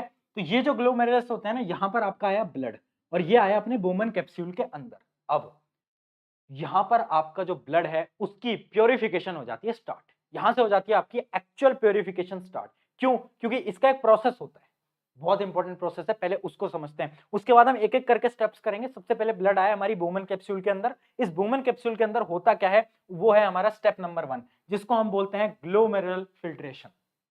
बहुत इंपॉर्टेंट है, हाँ यार शब्द याद करने पड़ेंगे, याद करने पड़ेंगे। अगर तुमसे शब्द याद नहीं हो रहा ना ग्लोमेरुलर, तो कोई दिक्कत नहीं है, आप ऐसा करो फिल्ट्रेशन याद कर लो, ठीक है? क्योंकि बहुत सारे लोग हैं जो कि याद नहीं कर पाते, भूल जाते हैं, कोई दिक्कत नहीं है, फिल्ट्रेशन याद कर लो। बस आप इतना याद करो कि हाँ यार एक बोमन कैप्सूल थी, उस कैप्सूल के अंदर जो हमारा ब्लड आता है तो फिल्ट्रेशन होता है। फिल्ट्रेशन कैसे होता है? जितना भी नाइट्रोजनस वेस्ट होता है ना, जितना भी नाइट्रोजन वेस्ट होता है, water, amino acid, excessive salt, जो भी होता है, वो उस ब्लड से बाहर खींच लिया जाता है और वो जो ट्यूब है ना, उस ट्यूब में भेज दिया जाता है। इसको पढ़ लो एक बार कि from the blood are filtered and initial filtered enters into Bowman capsule of the nephron। मतलब ये आप देख रहे हो, ये आप देख रहे हो, यहां पर जो ब्लड है ना वो आया और जितनी भी इंप्योरिटीज थी ना वो बोमन कैप्सूल ने खींच ली और यहां से वो इंप्योरिटीज चली गई। जितनी भी इंप्योरिटीज थी, जो एक्सेसिव वाटर था, जो नाइट्रोजन कंपाउंड थे, सब कुछ खींच लिया बोमन कैप्सूल ने। ये क्या हुआ? हमारा फिल्ट्रेशन। पहला फिल्ट्रेशन यहां पर होता है। अब होता क्या है ना कि बहुत बार वोमन कैप्सूल जो है ना बहुत सारी अच्छी चीजें भी खींच लेता है। मतलब ब्लड के अंदर ग्लूकोज था, गलती से वो भी खींच लिया। अब भाई खून तो कह रहा है यार मुझे मेरा जो ग्लूकोज है वो तो लौटाओ, नाइट्रोजन कंपाउंड तो तुमने खींच लिया बट मुझे अपना ग्लूकोज तो चाहिए। तो अब क्या होता है? अब होता है रीअब्सॉर्प्शन। रीअब्सॉर्प्शन अब देखते हैं स्टेप नंबर 2, बहुत ध्यान से देखना। स्टेप नंबर 2 है हमारा सेलेक्टिव रीअब्सॉर्प्शन, बहुत ज्यादा इंपॉर्टेंट। इसके अंदर क्या हो रहा है? अब बोमन कैप्सूल से निकल गया वेस्ट और खून भी, जो अपनी जो ब्लड वेसल है वो भी उसके अराउंड चल रही है।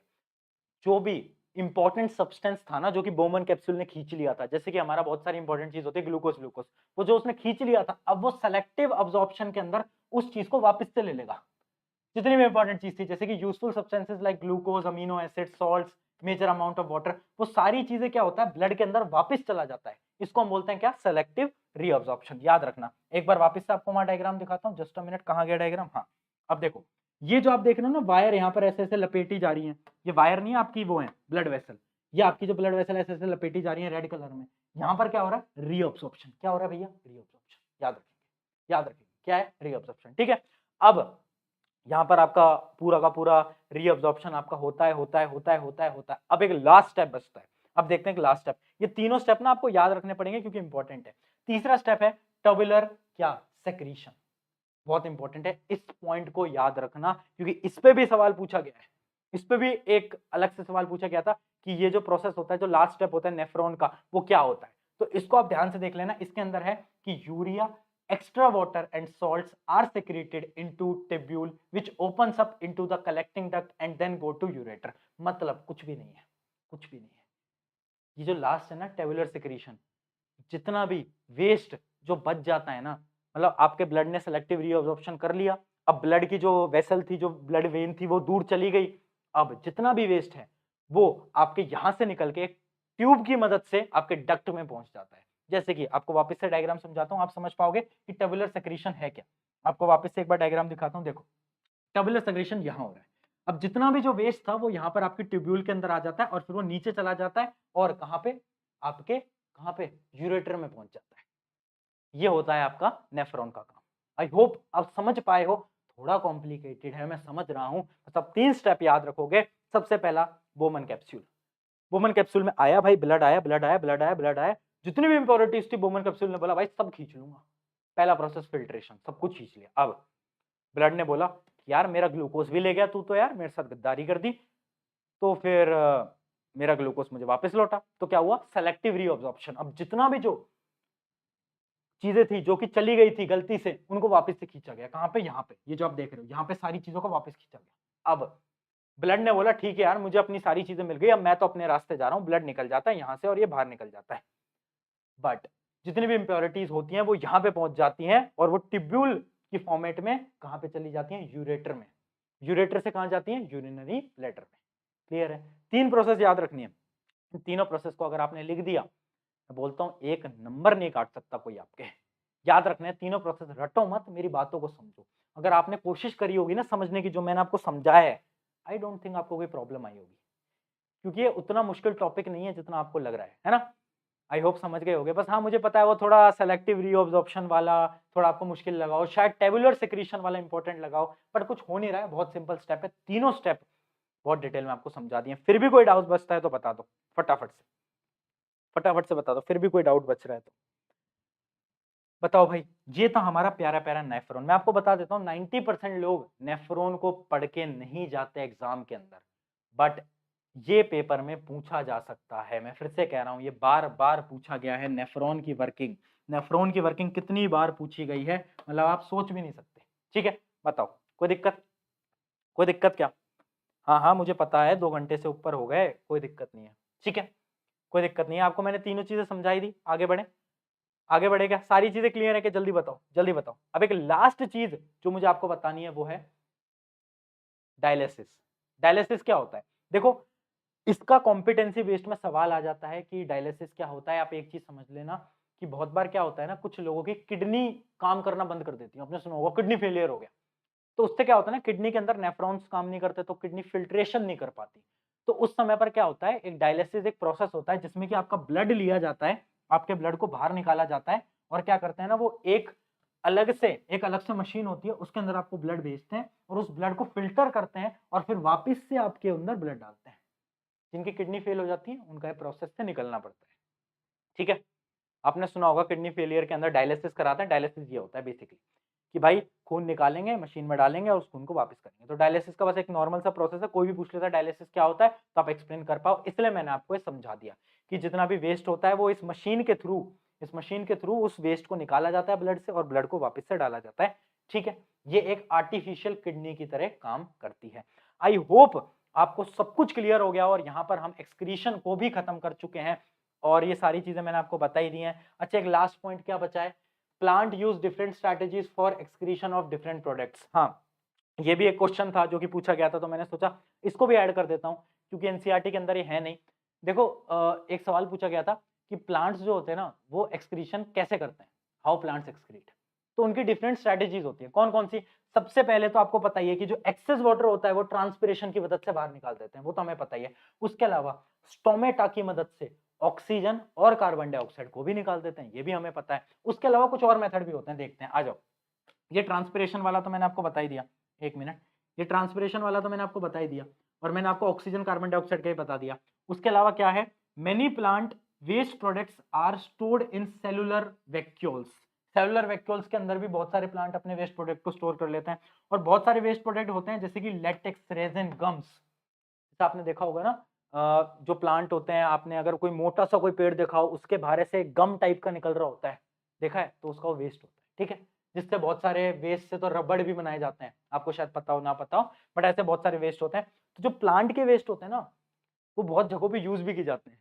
तो ये चीज है कि जो प्लांट है उसके अलग अलग वेज होते हैं अपने वेस्ट को एक्सक्रीट करने के लिए। पहला ऑक्सीजन कार्बन डाइऑक्साइड, आपका दूसरा ट्रांसपिरेशन। कुछ प्लांट्स अपने वैक्यूल्स में भी स्टोर कर लेते हैं और कुछ प्लांट्स क्या करते हैं, इस प्रकार से अपने वेस्ट प्रोडक्ट को निकालते हैं, जैसे कि latex, resin, gums in form में। आई होप ये क्लियर हो गया होगा। जल्दी बताएं, अरे बोलो यार, जल्दी बोलो। तो भाई अब बोलो फटाफट से, कितना है तुम्हारा जोश मीटर चैप्टर के एंडिंग में, बोलो यार। मजा आया 2 घंटे से ऊपर का लेक्चर देख के? मुझे पता है तुम्हारी हालत हो गई, अरे भैया यार क्या कर दिया, क्या कर दिया। मजा आया नहीं आया बताओ, ये बताओ फटाफट से कमेंट के अंदर। अगर चैप्टर के एंड में भी तुम्हारा जोश कितना है वो मुझे पहले कमेंट में पहले बता दो कि भाई 100 में से अब कितना जोश है और पहले कितना जोश था, स्टार्टिंग से अब में कितना जोश में वेरिएंस आया वो बताओ यार जल्दी से, है ना? क्योंकि हमारा जोश तो कम होता नहीं है, हम तो 2.5-3 घंटे भी ऐसे ही पढ़ाते हैं। आप अपना बताइए, आपका जोश कैसा है, क्या आपको समझ आया? आया है तो अपने एक मित्र के साथ वीडियो को जरूर शेयर करना, अपने क्लास ग्रुप्स में डाल देना, इंस्टाग्राम पे स्टोरी डाल के टैग जरूर कर देना। आई होप आपको कुछ ना कुछ यहाँ से सीखने को मिला होगा। और फिर भी कोई डाउट बच जाता है तो टेलीग्राम जरूर ज्वाइन कर लेना, वहां पे मैं आपके कमेंट्स वगैरह देखता रहता हूँ, क्योंकि यूट्यूब पे बहुत सारे कमेंट्स आते हैं, देखना पॉसिबल नहीं है, बट वहां पर मैं आपके कमेंट्स देखता रहता हूँ, तो वो आप कर लेना। एक चीज मैं आपको बता देता हूँ, पूरा हमने प्रोसेस पढ़ लिया स्टार्टिंग से लेकर एंड तक, बट एक चीज जो है जो कि आपको करनी है वो है क्वेश्चन प्रैक्टिस। मैंने सारी चीजें आपको बता दी हैं, इवन जो इंपॉर्टेंट सवाल भी थे ना बीच बीच में, मैं उसको भी लेकर आया था, आपने नोट करा हो तो। इस चैप्टर से बाहर मैं आपको बता देता हूँ, जितना मैंने पढ़ा है ना, एक सवाल आपके पेपर में नहीं आएगा, बट फिर भी आप अगर कोई क्वेश्चन पेपर को सॉल्व करते हो, सैंपल पेपर वगैरह लगाते हो, या फिर कोई क्वेश्चन बैंक आपने ले रखी है, इवन हमारी बुक भी अगर आपने ले रखी है, तो आप थोड़े बहुत क्वेश्चन ट्राई कर लेना। आपको पता चल जाएगा कि यार प्रशांत भैया ने जो पढ़ाया बुक के अंदर भी वही है, जैसे आपको भी एक सेटिस्फेक्शन मिल जाएगा। ठीक है, आई होप आपको सीखने को मिला होगा। कैसा लगा आपको ये लेक्चर जरूर बताना, और आगे के लेक्चर भी बाय होके आपको जल्दी देखने को मिलेंगे। लेक्चर का नाम कमेंट करना, अगला लेक्चर कौन सा चाहिए, कंट्रोल कोऑर्डिनेशन चाहिए या कौन सा चाहिए, वो आपकी जिम्मेदारी। शुक्रिया एवरीवन, मेरा नाम है प्रशांत, मिलते हैं नेक्स्ट लेक्चर के अंदर, टेक केयर।